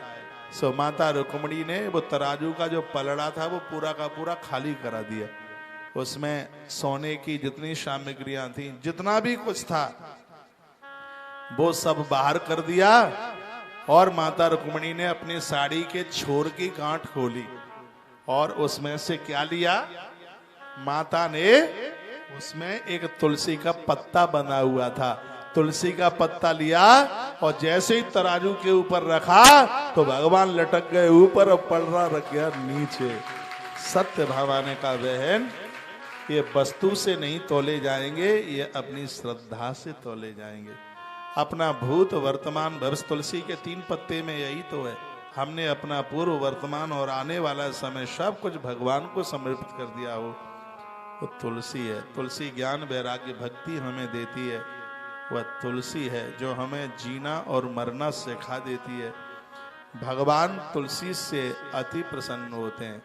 तो कार्तिक महात्म्य में तुलादान और तुलसी महिमा, ये आप इस कार्तिक महात्म्य से आप सुन रहे हैं। तो अब कार्तिक का महीना जो आज से माने वो आज से मान ले, नहीं तो शरद पूर्णिमा से तो जरूर मान ही लीजिए। बहुत लोग शरद पूर्णिमा के दूसरे दिन पड़वा से मानते हैं, लेकिन मैं कहूँगा शरद पूर्णिमा बड़ी पूर्णिमा में से एक है। पूर्णिमा से लेकर के पूर्णिमा तक 1 महीना आप जमीन में सोइए, धरती पर सोइए। व्यवस्था हो जाए तो कृष्ण को कदम का फूल चढ़ाइए, देह पर तिल और सफेद तिल और पीली मिट्टी दोनों को मिलाकर के देह पर लेप करके पूरा 1 महीना उसी से आप स्नान कीजिए। मोर पंख की इतनी बड़ी महिमा है, भगवान के मंदिर में मोर पंख रखिए। ठाकुर जी के कपड़ों को, मंदिर को जब सफाया किया जाता है ऊपर, तो वहाँ झाड़ू पोंछा तो चलता नहीं है, मोर पंख से ही भगवान के कपड़े लत्ते और वो उतनी वो जगह वो साफ सुथरी की जाती है। जिनके घरों में मंदिरों में मोर पंख होता है, पूर्व में भी मैंने निवेदन किया है, बच्चों को जादू टोना टोटका ये सब कुछ नहीं लगता। मोर पंख की इतनी बड़ी महिमा है। भगवान ने मोर को, नेवले को और नीलकंठ को मेरे भगवान ने वरदान दिया है। नीलकंठ को कहा था जो तेरा दर्शन करेगा तत्काल उसको गंगा स्नान का फल प्राप्त हो जाएगा। इसलिए तो गंगा दशहरा को जब हम नीलकंठ का दर्शन कर लेते हैं तो हमें गंगोत्री में डुबकी लगाने का फल तत्काल प्राप्त हो जाता है। यह उसकी महिमा है। उसके तत्पश्चात भगवान ने नकुल नेवला को कहा, यदि कोई व्यक्ति घर से बाहर निकला है और तत्काल यदि तेरा दर्शन हो जाए तो उसकी यात्रा सफल हो जाएगी, उसकी यात्रा में कोई रुकावट नहीं होगी। नेवला का जो दर्शन कर लेते हैं उन्हें सर्प का विष नहीं चढ़ता, जहर नहीं चढ़ता। आप जा रहे हैं? ठीक है। उन्हें विष, सांप का विष नहीं चढ़ता। नेवले का, नकुल का दर्शन इतना प्रभावशाली है। तीसरी बात, मेरे भगवान कहते हैं मेरे गरुड़ के पंख से तीनों पैदा हुए हैं, उनमें एक मोर है और मोर का पंख मुझे अति प्रिय है। जिनके घरों में मयूर पंख, मयूर पिच्छ मिलेगा, उसके घर में किसी का भी जादू टोना टोटका नहीं चलेगा। ये मोर पंख का इतना बड़ा प्रभाव है। बोलो भक्तवत्सल भगवान की जय हो, आज के आनंद की जय हो। जय जय श्री राधे श्री राधे जय श्री जय। राधे श्याम। भगवान श्री कृष्ण मोर पंख में बहुत अच्छे लगते हैं। जड़ी की पगड़ी बांधे, भगवान के सिर के ऊपर जो मयूर पिच्छ है, मोर पंख है, बहुत बढ़िया। पूरी दुनिया में सबसे ज्यादा मयूर है, मोर है, वो इस ब्रज प्रदेश में मिलता है। सुबह ही सुबह तुलसी तपोवन गौशाला में सैकड़ों मोर पंख छत पर आकर के बैठते हैं, भोर में, सुबह बहुत जल्दी। मैं दिवाली से लेकर के 15 दिन तक वृंदावन में हूँ। 24 तारीख से 24 अक्टूबर से लेके 10 नवंबर तक, और गौशाला में ही ये मेरा पड़ाव होगा। बड़ी रौनक लगी है वहाँ, बड़ा अच्छा लगता है। एकादशी का कार्यक्रम है वहाँ 2 दिन का, 4 और 5 तारीख का। एकादशी वाले भगत लोग 3 तारीख को आएंगे। वृंदावन में सब जगह फूले हैं। 3000 रुपया पर डे में भी कमरा मिल नहीं रहा है। यही तो सोच करके इतना बड़ा आश्रम बनाया जा रहा है। अब बाहर तुम होटलों में कमरे चाहेंगे तो एकादशी की बुकिंग आज से बंद। यदि आप हमारे साथ गौशाला में रह लें, उसके लेट बाथरूम बस बाहर हैं और सब व्यवस्था आलीशान है। एक कमरे में 2 से 3 लोगों की व्यवस्था है, बस थोड़ा बाहर निकल के वहीं उसी मंजिल पर है, तो लेट बाथरूम उसके बाहर हैं और कमरा 2 दिन की तो बात ही है, तीसरे दिन तो आपको जाना ही है और उसमें आप एडजस्ट कर लें और वहाँ हमारे ही संग रहें। वहाँ बड़े आनंद है, सब देसी खाना पीना है, दूध चकाचक है, घूमना फिरना सब आनंद है, हवा बयार भी सब तरह की है, बढ़िया है। यदि आप वहाँ रुक लें, वहाँ रह लें तो आपकी एकादशी बुक कर ली जाएगी। या अपनी व्यवस्था से आप रह लेते हैं तो आपका जो 3 कमरे दिए जाते हैं, तो 3 कमरों का जितना रेंट होटल का लगता है उसको माइनस करके और आपसे वो सहयोग लेकर के एकादशी के उद्यापन में आपको जगह मिल जाएगी। देश बहुत बड़ा है और ये बात मैं छाती के ऊपर हाथ रख करके कह रहा हूँ, एकादशी का उद्यापन जैसा तुलसीवन आश्रम के सानिध्य में होता है शायद कहीं हो सके ऐसा। यहाँ की महिमा समझो। ऐसे ब्राह्मणों को भोजन कराया जाता है जो स्वयं ग्यारस करते हैं, नहीं तो ज्यादातर से उद्यापन में होता है पहले यजमान का फलियार ले लेते हैं, फिर घर जाकर के पत्नी को कहते हैं पेट नहीं भरा है, चल बना ला आलू के पराठे, वो बिलंदा भर के वहां जाकर के छिन देता है वह जाकर के। लेकिन यहाँ व्यवस्थाएं ऐसी होती हैं कि वो अन्न खाने का नाम ही नहीं लेगा। विद्वान ब्राह्मण होते हैं, वेद पढ़ने वाले ये ब्राह्मण होते हैं, व्यवस्था है, व्यवस्था होती है। और ड्राई फ्रूट फलियार में ऐसे चलता है जैसे मूंगफली चल रही हो, सब देसी घी का भंडारा होता है। एक एक टेम्पू भर के एक एक ब्राह्मण सामान का ले जाता है, इतनी बड़ी व्यवस्था। आज तक कोई ये नहीं कह के गया कि महाराज जी आपने पैसा ज्यादा ले लिया, क्योंकि आपसे 1 रुपया लेकर आपके ऊपर 1.25 रुपया खर्च करने का हौसला रखते हैं। और वो कोई ऐसा पैसा बटोरने का तो साधन माध्यम है नहीं, एक एक पैसे का उसका हिसाब लगा लिया जाता है कि इस पर ये आयोजन में खर्चा होता है। देखो हम किसी भी कार्यक्रम में गौ माता का तो पैसा नहीं लगा सकते, जहाँ भी कथा करते हैं खुला भंडारा होता है। अभी मैं उधर था कामाख्या में, SK शर्मा जी की बहन आई थी वहाँ, कल मुझे शर्मा जी एयरपोर्ट पर बता रहे थे, कहते हैं महाराज जी कितना धन्यवाद करें, मेरी बहन बोल रही थी कि हम 4-5 साल पहले कामाख्या मैया के दर्शन करने के लिए आए थे, 3-4 दिन लगे थे, लेकिन एक पूड़ी खाने के लिए, एक रोटी खाने के लिए नहीं मिली। आज जब यहाँ आकर के वो सब, वहाँ तो किसी भी जगह आप आ जाइए, हर आदमी को एक शौक सा। मैं तो अपने आयोजक को कह देता हूँ, भैया कथा यदि हमारी कराते हो तुम, तो सबसे पहले लंगड़ की भंडारे की व्यवस्था के ऊपर ध्यान देना होगा। तो कथाएं टेंट तंबू से नहीं, आने वाले व्यक्ति को भोजन मिले, प्रसाद मिले। मैं यहाँ से आपको कह देता हूँ गेट बंद करा दूंगा, आपको भोजन प्रसाद लेके जाना है। ये बनावटी बात नहीं है, मैं कंठ से नहीं है, मैं नाभि से बोलता हूँ, क्योंकि मुझे पता है एक व्यक्ति को भोजन कराने से 3 लोग 14 भवन को भोजन कराने का भंडारे का फल प्राप्त हो जाता है। मैंने ग्रंथ में पढ़ा है। इसमें आप श्रद्धा रखिए, जो कौशिक महाराज से जुड़ा है, मेरी भावनाओं के साथ, मेरे विचारों के साथ जो लोग जुड़े हैं, वो लोग इस सूत्र को अपनाएं। आपके घर से कोई भूखा ना जाए, 3 लोग 14 भवन को भंडारा जिमाने का फल प्राप्त होता है, ऐसा हमारे ग्रंथों में ये लिखा हुआ है। बीच में मैं एक आध ग्रंथ की कथा आपको सुनाऊंगा, जिनमें बड़ी अद्भुत अद्भुत एक गृहस्थ के सदाचार के बारे में उसको वर्णित किया गया। तुलसी वन आश्रम में शुद्ध देसी घी का ये सब प्रसाद चलता है, तो इन सब में खर्चे तो होते ही है। होटल वाले बड़ा पैसा लेते हैं, क्योंकि अभी आश्रम तो बना नहीं है, अभी भी इसको थोड़ा टाइम लग जाएगा इस आश्रम को बनाने में, और आप लोग जुड़े हैं तो अभी ये सब हो ही जाएगा। उदारता बहुत है मन में, उतना आप ये सोचें कि महाराज के पास में बहुत पैसा है। एक बात मैं आपको बोल रहा हूँ, जो आज मैं सोच रहा था, मेरे पास उतना ही है जितना मेरे पास में 1997 में था, और आज है 2022। ये सत्य है, मैं भगवान की गद्दी पर बैठा हूँ। 1997 में मेरे पास जो रोकड़, कोई विशेष काम करने के लिए पिता उसी बेटे को कहेगा जिसका उसको भरोसा है कि मेरी बात टालेगा नहीं, मेरी बात काटेगा नहीं, मेरी बात को पूरा करेगा, उसके ऊपर भरोसा होता है। भगवान श्री कृष्ण को भी यही लगता था। कि सत्यभामा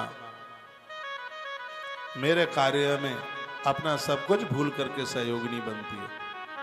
आज आंख में आंसू आ गए सत्यभामा के। सत्यभामा कहने लगी, तवंग धरहरा नित्यम गरुड़ों पर गामिनी।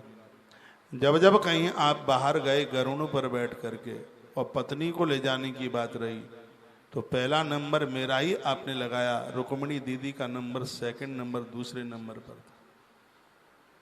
सबसे पहले आपने मेरा ही चुनाव किया। हे प्रभु, इंद्रादि देवता समगमम तत्व चास। जब जब देवराज इंद्र के संग मंत्रणा हुई, मीटिंग हुई, हर मंत्रणा में आप मुझे ही अपने संग लेकर के गए। यह मेरा पुण्य है, यह मेरा भाग्य है। जन्मांतरे चकिम शीला का चाहम कस्य करने का। आपसे है मैं पूछना चाहती हूं कि मैंने पूर्व में ऐसा कौन सा पुण्य सत्कर्म किया है जिसको करने से मुझे द्वारका ससुराल के रूप में और आप मुझे पति के रूप में मिले हैं। तो ये मेरा ऐसा कौन सा पुण्य है। बेटियां मुझे सुन पा रही हों तो तुम्हारे लिए कथा वरदान की तरह। इस कथा को सुनकर बेटियों को अच्छा वर और घर और वर मिलता है। कार्तिक मास में स्नान करने वाले जन यदि कार्तिक मास में इस कथा को सुनते हैं तो उनकी कार्तिक मास की जो महिमा है वो अनंत गुना बढ़ जाती है। इतनी अद्भुत ये कथा है। आप ठीक से सुन रहे हैं तो ये कथा आपको याद हो जाएगी। ये कथा कार्तिक मास की एक किताब आती है उसमें भी है, लेकिन संक्षेप में। उसमें श्लोक नहीं है, उसमें संस्कृत नहीं है, वो सीधे सट्ट कहानी है। मैंने भी पढ़ी है इसलिए बता रहा हूँ। लेकिन मैं आपको एक शास्त्र से, एक ग्रंथ से, एक कार्तिक महात्म्य में जो कथा है मैं वह आपको निवेदित कर रहा हूँ, निवेदन कर रहा हूँ, सुन लीजिए। तो सत्यभामा रो पड़ी, मस्तिष्क भगवान के चरणों में रख दिया और कहा, भगवान मुझे बता दो कि ऐसा मेरा कौन सा पुण्य था, आप पति के रूप में हमें मिल गए। अब यहां से भगवान ने बोलना शुरू किया। भगवान बोले, श्री कृष्ण उवाच। भगवान ने कहा, शुणस्व कमना कांते यत्तम वै पूर्व जन्मनि पुण्यम व्रतम कृतवती तत्सर्वम कथयामि ते। हे देवी, तुमने पूर्व में कौन कौन सा पुण्य किया जिसकी वजह से तुम्हें द्वारका ससुराल और मैं तुम्हें पति के रूप में मिला हूं, वह सुन लीजिए। हाँ ठीक है, कुछ खाए पिए, ठीक है ठीक है ठीक है। कहाँ आए आप, क्या नाम है इस जगह का? हाँ, तुलसी भवन, ठीक है ठीक है। और हमारा नाम क्या है? हमारा नाम है मालूम नहीं है। कहाँ से आए हैं? है? अच्छा, तो अंदर कैसे आ गए? अच्छा, मिलने आ गए। सब लोग आए इसलिए आ गए। बैनर देखा? अच्छा अच्छा, तो आप फलियार कर लिए? ठीक है, बढ़िया, ठीक है ठीक है।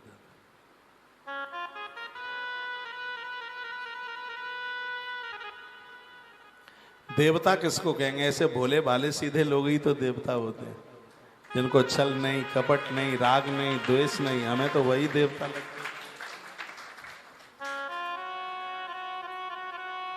अग्रवाल जी, पीछे चल रहा है सब? भंडारा चल रहा है ठीक ठाक से? ठीक है।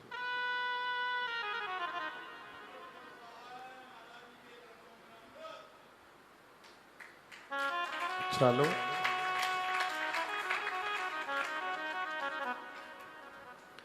तो सुन लीजिए, भगवान बता रहे हैं कि मैं तुम्हें पति के रूप में कैसे मिल गया। जिन बहनों के पति बिल्कुल भगवान की तरह, और पति तो भगवान की ही तरह होना चाहिए, इसलिए तो कहा जाता है पति देव भगवान। और काम करें लुच्चागिरी के तो काय का फिर भगवान है? घर वाली को कभी धोखा ना देना। जो अपनी गृहिणी को छोड़ करके इधर उधर भटक जाते हैं, बाजारू स्त्रियों के चक्कर में फंस जाते हैं, उनके कुनबे में चुल्लू भर पानी देने वाला कोई शाश्वत नहीं बचता। उसको बहुत बड़ा महान इंसान कहा गया जो एक नारी व्रत है। ये सगरे धर्म पुरुषों के ही लिए हों, नारी के ही लिए हों या पुरुष के ही लिए हों, नहीं, दोनों एक दूसरे के पूरक बने। जीवन ऐसा बने, लक्ष्मण बन जाना, ये धरती पर शूर्पणखा की भी कमी नहीं है, तो इस धरती पर दशानन की भी कमी नहीं है। राम और सीता बन करके अपने आप की रक्षा करो, अपने आप की सुरक्षा करो। ताली बजाना मत, क्योंकि सगरे भूखे हैं ना ये एकादशी।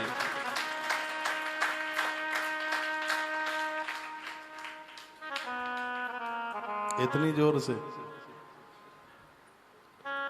तो भगवान बता रहे हैं कि मैं तुम्हें कैसे मिल गया। आसीद कृत युग शांते मया पुर्यो दुजोत्तम आत्रेयो देव सर्मेति वेद वेदांग पारगा। बहुत अद्भुत कथा है।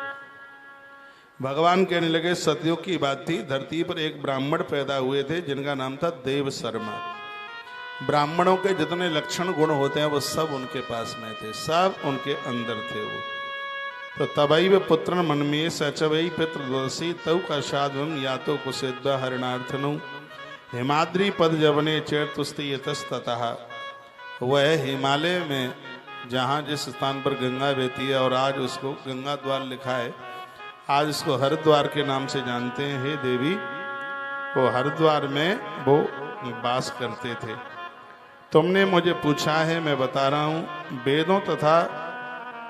वेदों में जिस धर्म का वर्णन किया गया है वो सब उस ब्राह्मण के पास में था। ब्राह्मण वही है, ब्राह्मण का मतलब है जो ब्रह्म को जाने। ब्राह्मण का अर्थ है जो वेद को अपने आप में उतारे। ब्राह्मण का मतलब है अपने भजन और सत्कार्य से जगत का कल्याण करे। सिर्फ जाति से ही ब्राह्मण नहीं, ब्राह्मण को अपने कर्मों से भी ब्राह्मण होना चाहिए। बताया गया वो देव शर्मा नाम के ब्राह्मण थे। वो अतिथि सत्कार में बड़े बहुत आगे थे, रोज सूर्य को जल देते थे और उनके दरवाजे से कभी कोई भूखा नहीं जाता था। यह उनकी बहुत बड़ी विशेषता थी। जब वो बहुत बूढ़े हो गए, अत्यंत बूढ़े हो गए, तब उनके यहाँ वृद्धावस्था में, बुढ़ापे में एक बेटिया हुई। बेटा कोई था नहीं, बिल्कुल जर्जर अवस्था थी, बुढ़ापा था। वृद्धावस्था में उनको एक बेटी हुई और उस बेटी का नाम उन्होंने गुणवती रख दिया। भगवान श्री कृष्ण ये कथा सुना रहे हैं, कह रहे हैं देवी उस कन्या का नाम उन्होंने गुणवती रखा। नारी के अंदर जो लक्षण हैं वो सब उसके अंदर थे।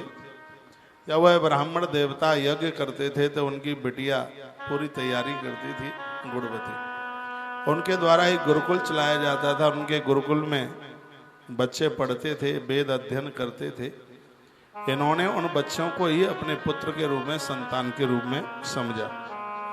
वे दोनों समय में हवन यज्ञ करते थे। यज्ञ की बड़ी महिमा है जो मैं कई बार बता चुका हूँ। आप भी सुबह शाम नहीं कर सकते तो दिन में एक बार अपने घर में यज्ञ करें, पूरे परिवार का जीवन बदल दोगे। यज्ञ भी ना कर पाओ तो दोपहर को जब आप भोग लगाते हो तो 5 आहुति अग्नि के ऊपर आपने जो अन्न बनाया है 5 आहुति डाल दीजिए।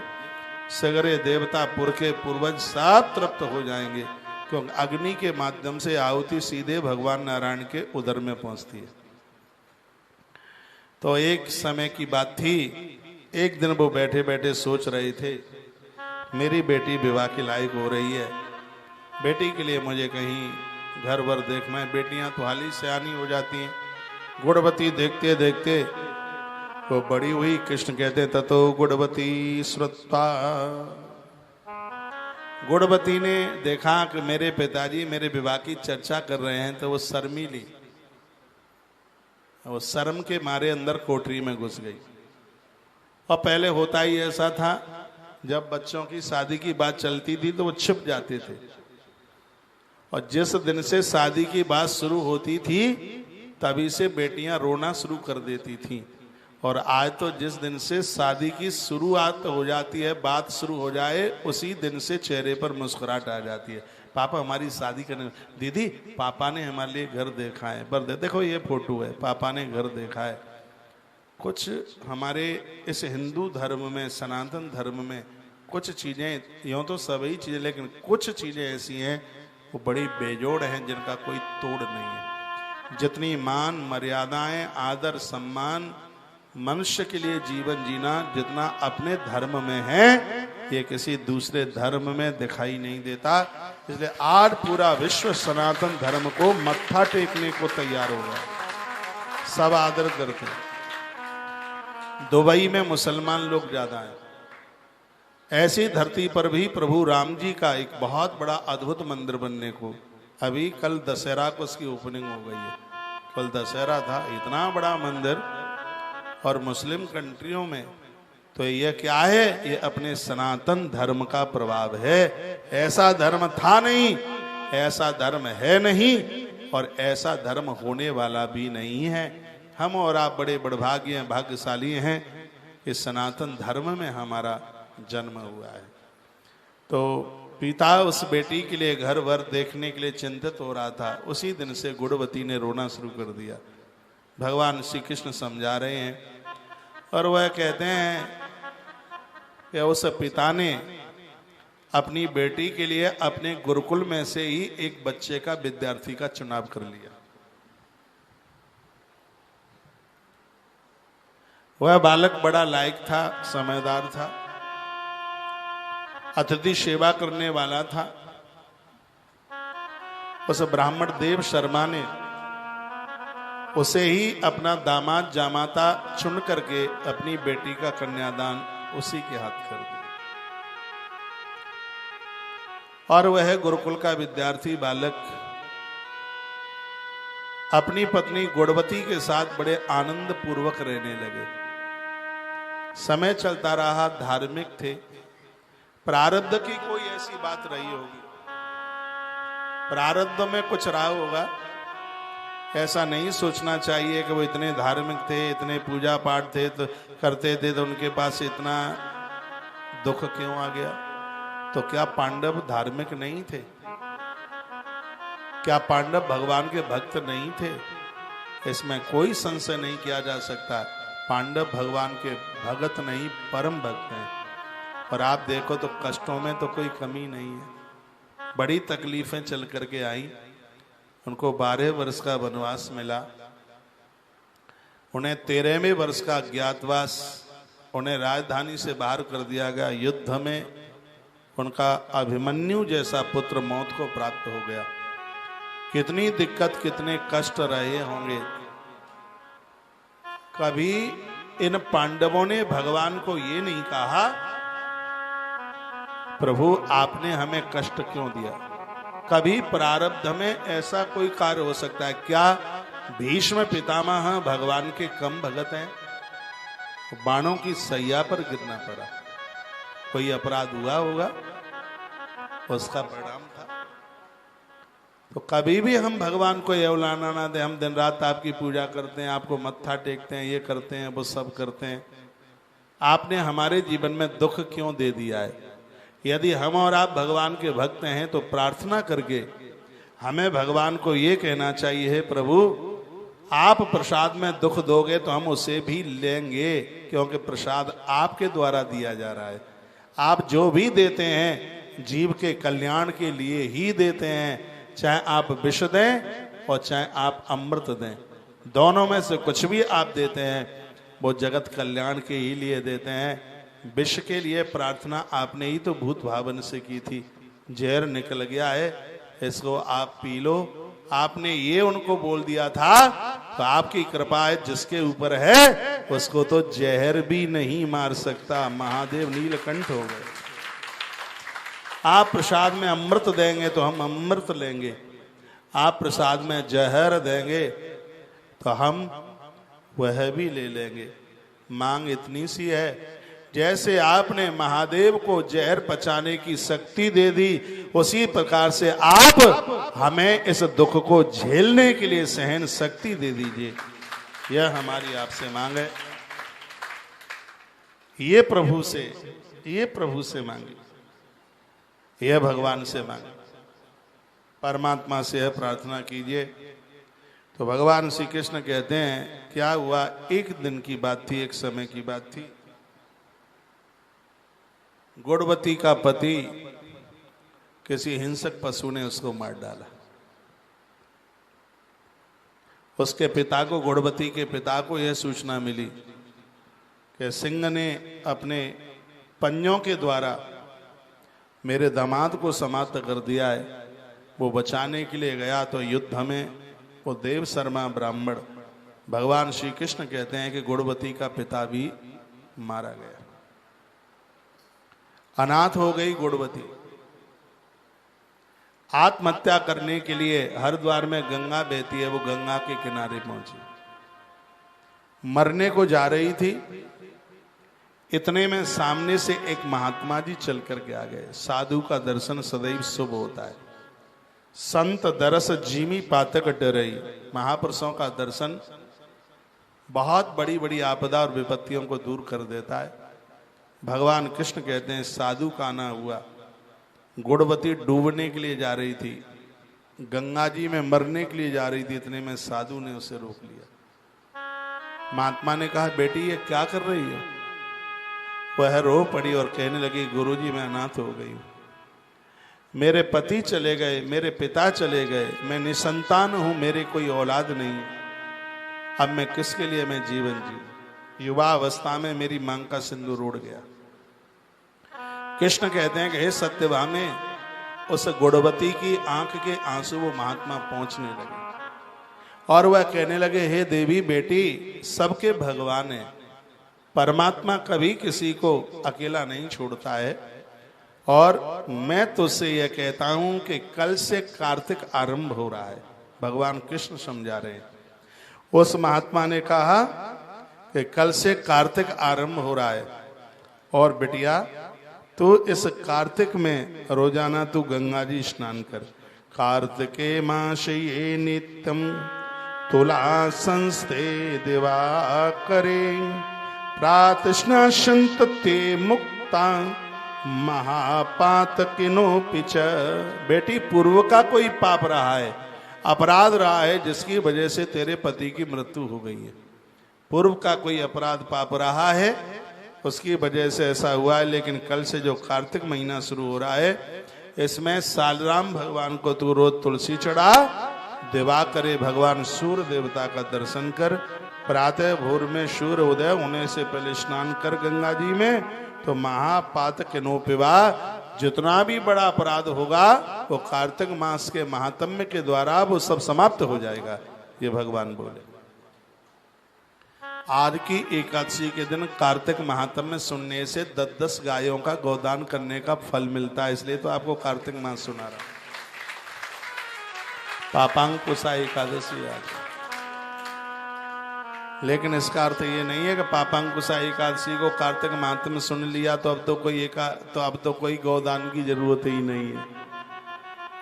गौदान के बराबर फल मिलता है।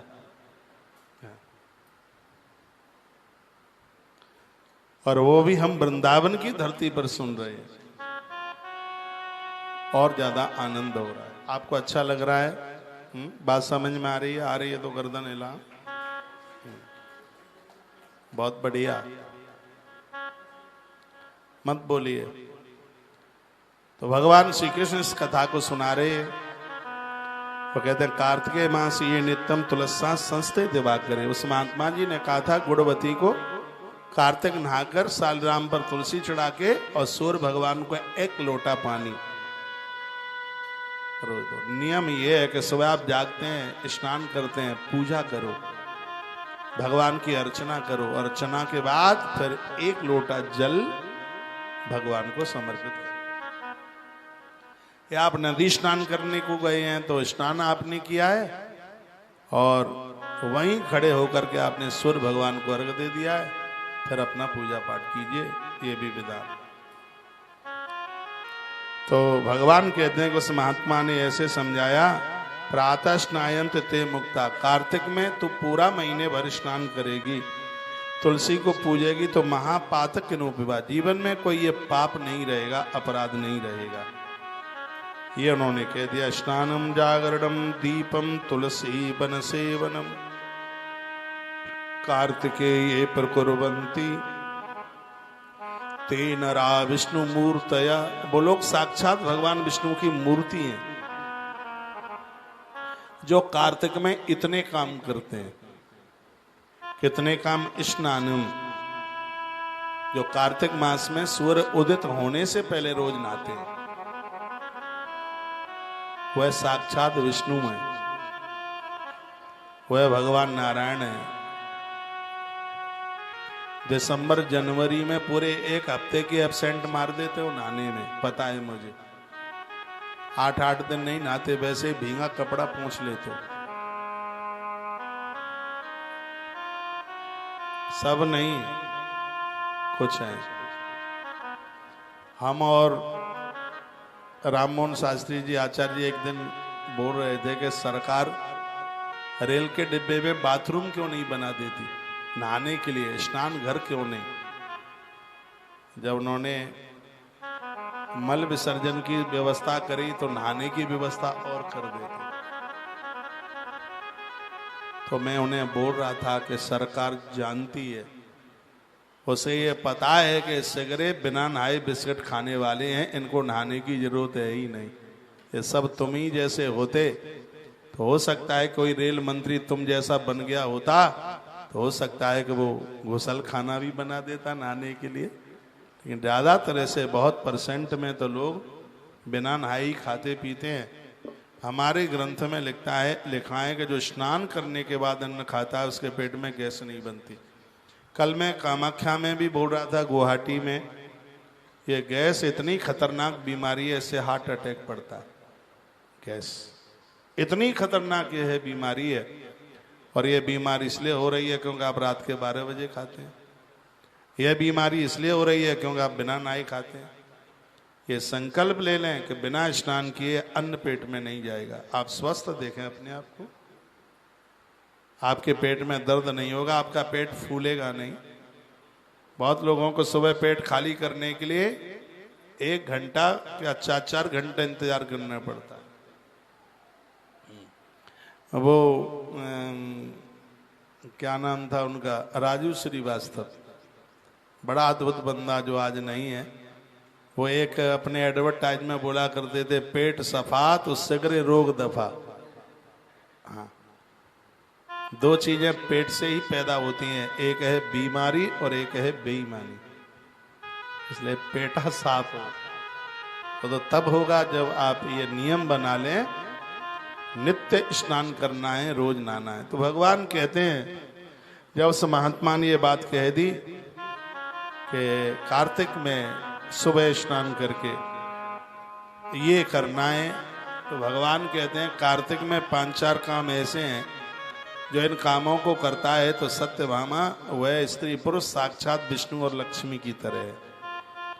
क्या क्या काम है? स्नानम, कार्तिक मास में भोर होने से पहले स्नान।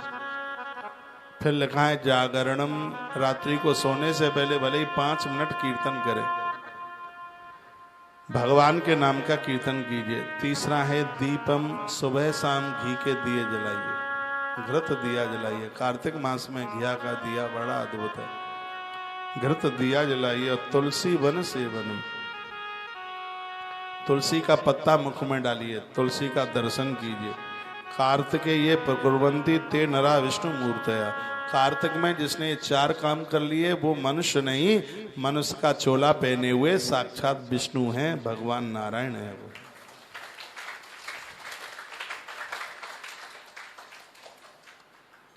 इतनी बड़ी मैं,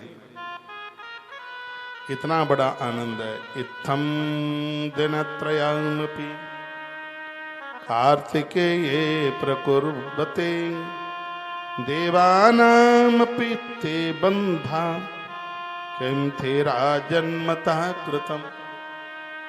भगवान ने यहाँ एक बात कही है, हे गुणवती, यदि किसी को संतान नहीं है इस जन्म में, किसी को धन नहीं है, किसी को परिवार नहीं है, या पति से प्रेम नहीं है, भगवान कहते हैं, पति से प्रेम नहीं है, तो यह बिल्कुल 100% सही है कि ये स्त्री और पुरुष दोनों पिछले जन्म में कार्तिक में स्नान करके नहीं आए, कार्तिक में हरि अर्चन करके नहीं आए।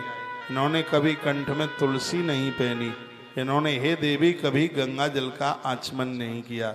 और जो कार्तिक स्नान नहीं करते, गंगा जल का आचमन नहीं करते, कंठ में तुलसी को जिसने सम्मान नहीं दिया, हे देवी सत्य भामा उस स्त्री और पुरुष की आपस में कभी बन नहीं सकती, उसमें कभी स्नेह प्रेम नहीं हो सकता। हमारे पुराने पूर्वज लोग कितने होशियार थे। पुरानी दादियों को पूछिए, पहले इतना कार्तिक स्नान होता था, कुंवारी कन्याएं बहुत कार्तिक नहाती थी अच्छे घर और वर के लिए। सुबह सुबह गीत गाती थी, दशरथ जैसा ससुर मिले, कौशल्या जैसी सास, भरत जैसा देवर, राम जैसा पति। ऐसा वो मुझे भजन आता नहीं है। ले लियो रे हरि को नाम, आगे चल के गैल कठिन की, आगे चलोगे तो एक गैया मिलेगी, पूंछ पकड़ के कर लियो गैया को दान रे, आगे चल के गैल कठिन की, आगे चल के तुलसी का बिरवा मिलेगा, आगे चल के तुलसी को बिरवा मिलेगा, कर ली जो बाकों प्रणाम रे, आगे चल के गैल कठिन की, ले लियो रे हरि को नाम रे, आगे चल के गैल कठिन की। वो पहले ऐसे सब गीत, अब वो गीत ही कहाँ चले गए पता नहीं है। पहले का कल्चर बड़ा भारी अद्भुत था। 4 बातें याद रखना, माताएं ये 4 काम करती हैं, साक्षात लक्ष्मी है। पुरुष लोग 4 काम करते हैं कार्तिक में, वो साक्षात अपने आप में विष्णु हैं। क्या क्या? स्नानम, नित्य भगवान का नाम लेकर के स्नान की विधि मैंने आज बता दी है आपको। स्नान, जागरण, भले ही रात्रि को 10 मिनट आप भगवान के नाम का कीर्तन करें, लेकिन करें। दिया प्रज्वलन और तुलसी पूजन, ये 4 काम है। ये 4 काम हमें इंसान से देव बना देंगे। इतनी बड़ी महिमा इन 4 कामों की। तो वर्णन किया गया, बताया गया, कहा गया, देवा नाम पिते बंध्या किम बेरा जन्मया कृत। ईश्वर कभी भी किसी के परिवार की वंश वृद्धि नहीं रुकने देता। भगवत आराधना भजन करने से प्रारब्ध हे देवी सुधर जाता है। वो नारी गुणवती बहुत ज्यादा कष्ट में थी। थोड़ा धीमे बजाओ, मैसेज में लिखा है डिस्टर्ब हो रहा है। तो वो बड़े कष्ट में तो थी ही, लेकिन उसने पूरा 30 दिन कार्तिक स्नान किया, सूर्य भगवान को अर्घ दिया। पता नहीं कौन ऐसे ऐसे निराधार बात कह देते हैं। अभी मैं पिछले साल लॉकडाउन में सुन रहा था, कोई श्रीमान जी कह रहे थे इतना बड़ा अपराध है यदि बिना पति वाली नारी कार्तिक स्नान करती है, और पद्म पुराण में लिखा है कि उसको बहुत बड़ा पुण्य मिलता है जो नारी को पति नहीं है वो कार्तिक स्नान करती है। कृष्ण बोल रहे हैं, भगवान कृष्ण कह रहे हैं कि उस नारी के दुख को काटने के लिए, जिस नारी को पति नहीं है उसके दुख को काटने के लिए कार्तिक स्नान से बड़ी उसके लिए कोई दूसरी महिमा ही नहीं हो सकती।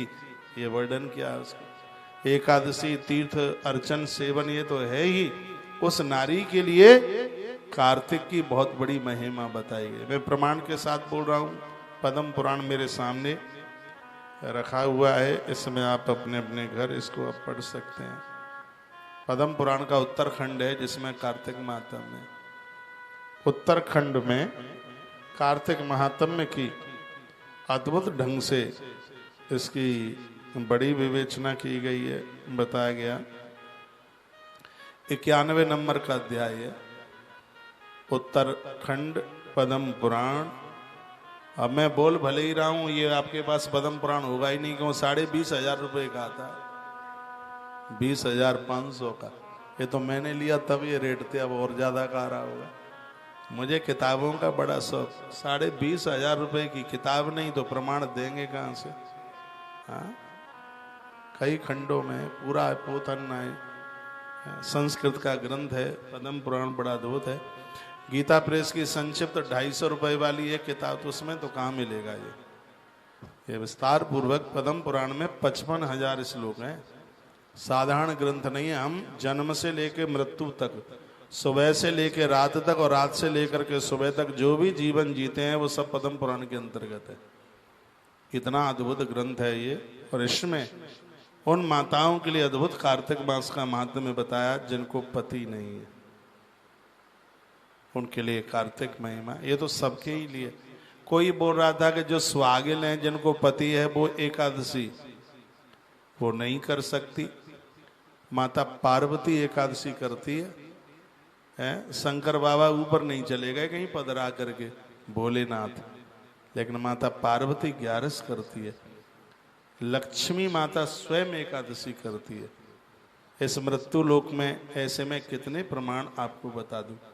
तो वो प्रमाण देते हैं कि वो कुंती मैया ने एकादशी करी इसलिए उनके पति पांडु समाप्त हो गए।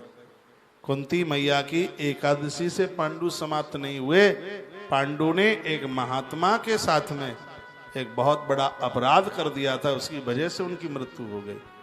बिना प्रमाण को बात बोल देते हैं, इससे समाज में अश्रद्धा पैदा होती है।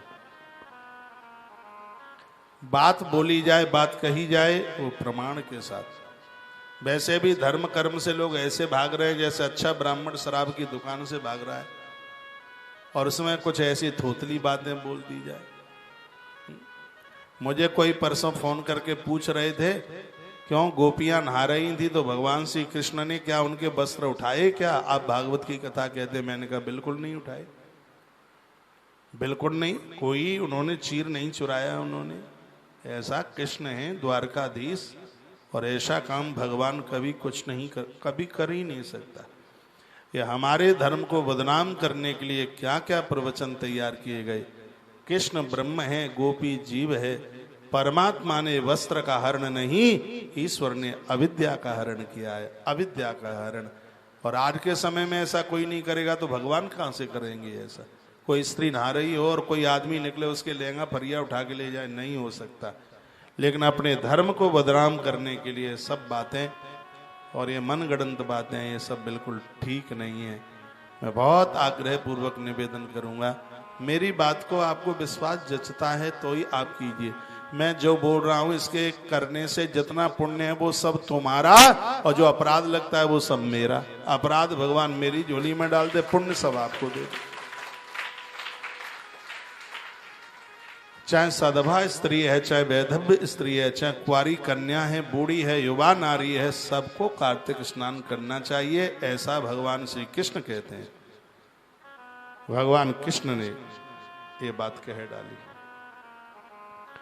भगवान कन्हैया ने कहा हुआ यह, स्नान करते करते उस देवी को कार्तिक की पूर्णिमा चल करके आ गई। वह उस दिन इतनी प्रसन्न थी, इतनी अति आनंदित मग्न हो रही थी। उसने कार्तिक स्नान किया, कुछ खाया नहीं था 30 दिन। आंख में अंधेरा हुआ और पांव फिसल गया, गंगा के किनारे रपट करके नीचे गिर गई और गिरते ही उसके प्राण निकल गए। कृष्ण बोले, कृष्ण बोले सत्यभामा पांव फिसला। कहां से आए बेटा? गुरुकुल का बच्चा तो नहीं है?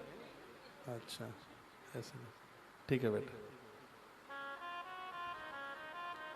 बोलिए बांके बिहारी लाल की जय हो, श्री हनुमान जी महाराज की जय हो, जय जय श्री राधे जय जय श्री राधे जय श्री जय। राधेश्याम।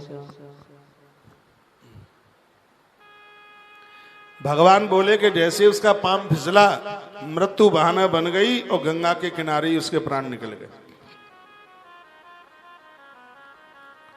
भगवान का विमान आया, जय विजय संकट ध्वनि कर रहे थे, बैंड बाजे नगाड़े बज रहे थे और वह गुणवती उस विमान में बैठ के विष्णु भवनम गच्छति नारायण के घर चली गई। यह घटना हे देवी सतयुग की थी। सतयुग के बाद में त्रेता आया। त्रेता पूरा त्रेता भर वो नारायण के भवन में रही, बैकुंठ में रही। उसके बाद वो द्वापर आया। एक दिन नारायण ने उस गुणवती को कहा, देवी तुमने कार्तिक स्नान किया, लंबे समय से तुम मेरे भवन में हो और यहां भी तुम सेवा कर रही हो, हम तुम्हारे ऊपर अति प्रसन्न हैं। तुम्हें कुछ चाहिए क्या? तो तुमने कहा यहां सब कुछ है, लेकिन यहां पर कार्तिक स्नान नहीं है, इसलिए कृपा कर दीजिए मैं कार्तिक पूजा के लिए मृत्यु लोक में आकर के मैं जन्म लूं। तो भगवान नारायण ने कहा ऐसा ही होगा। हे गुणवती, तुम्हारे पिता के प्रति इतनी श्रद्धा थी, जो तुम्हारा पिता देव शर्मा था वह द्वापर में सत्राजित बन करके आया, और वह गुणवती, वो गुणवती जो नाम की जो बेटी थी, वो सत्राजित की बेटी सत्यभामा बन करके आई। तुमने पूर्व में कार्तिक स्नान किया, तुलसी चढ़ाई शालिग्राम भगवान के ऊपर, जागरण किया, तुमने नित्य पूरा 30 दिन स्नान किया, उसका परिणाम ये मिला कि तुम्हें द्वारका ससुराल के रूप में और द्वारकाधीश तुम्हें पति के रूप में प्राप्त हुआ। ये कार्तिक महात्म्य है। कंठ में तुलसी पहनी है, तुलसी पत्र भगवान शालिग्राम को, आप तीर्थ में रह रहे हैं, वृंदावन जैसी जगह पर रह रहे हैं, तो रोज परिक्रमा लगाओ।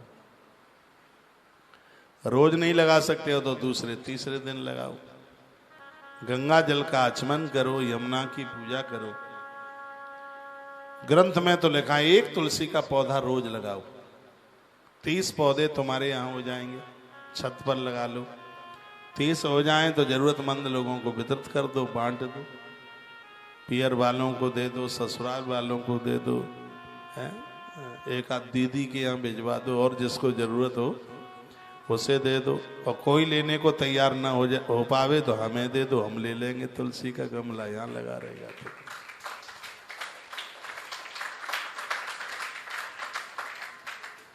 तो ये महिमा कार्तिक मास की आज विधि पूर्वक मैं आपके बीच में चर्चा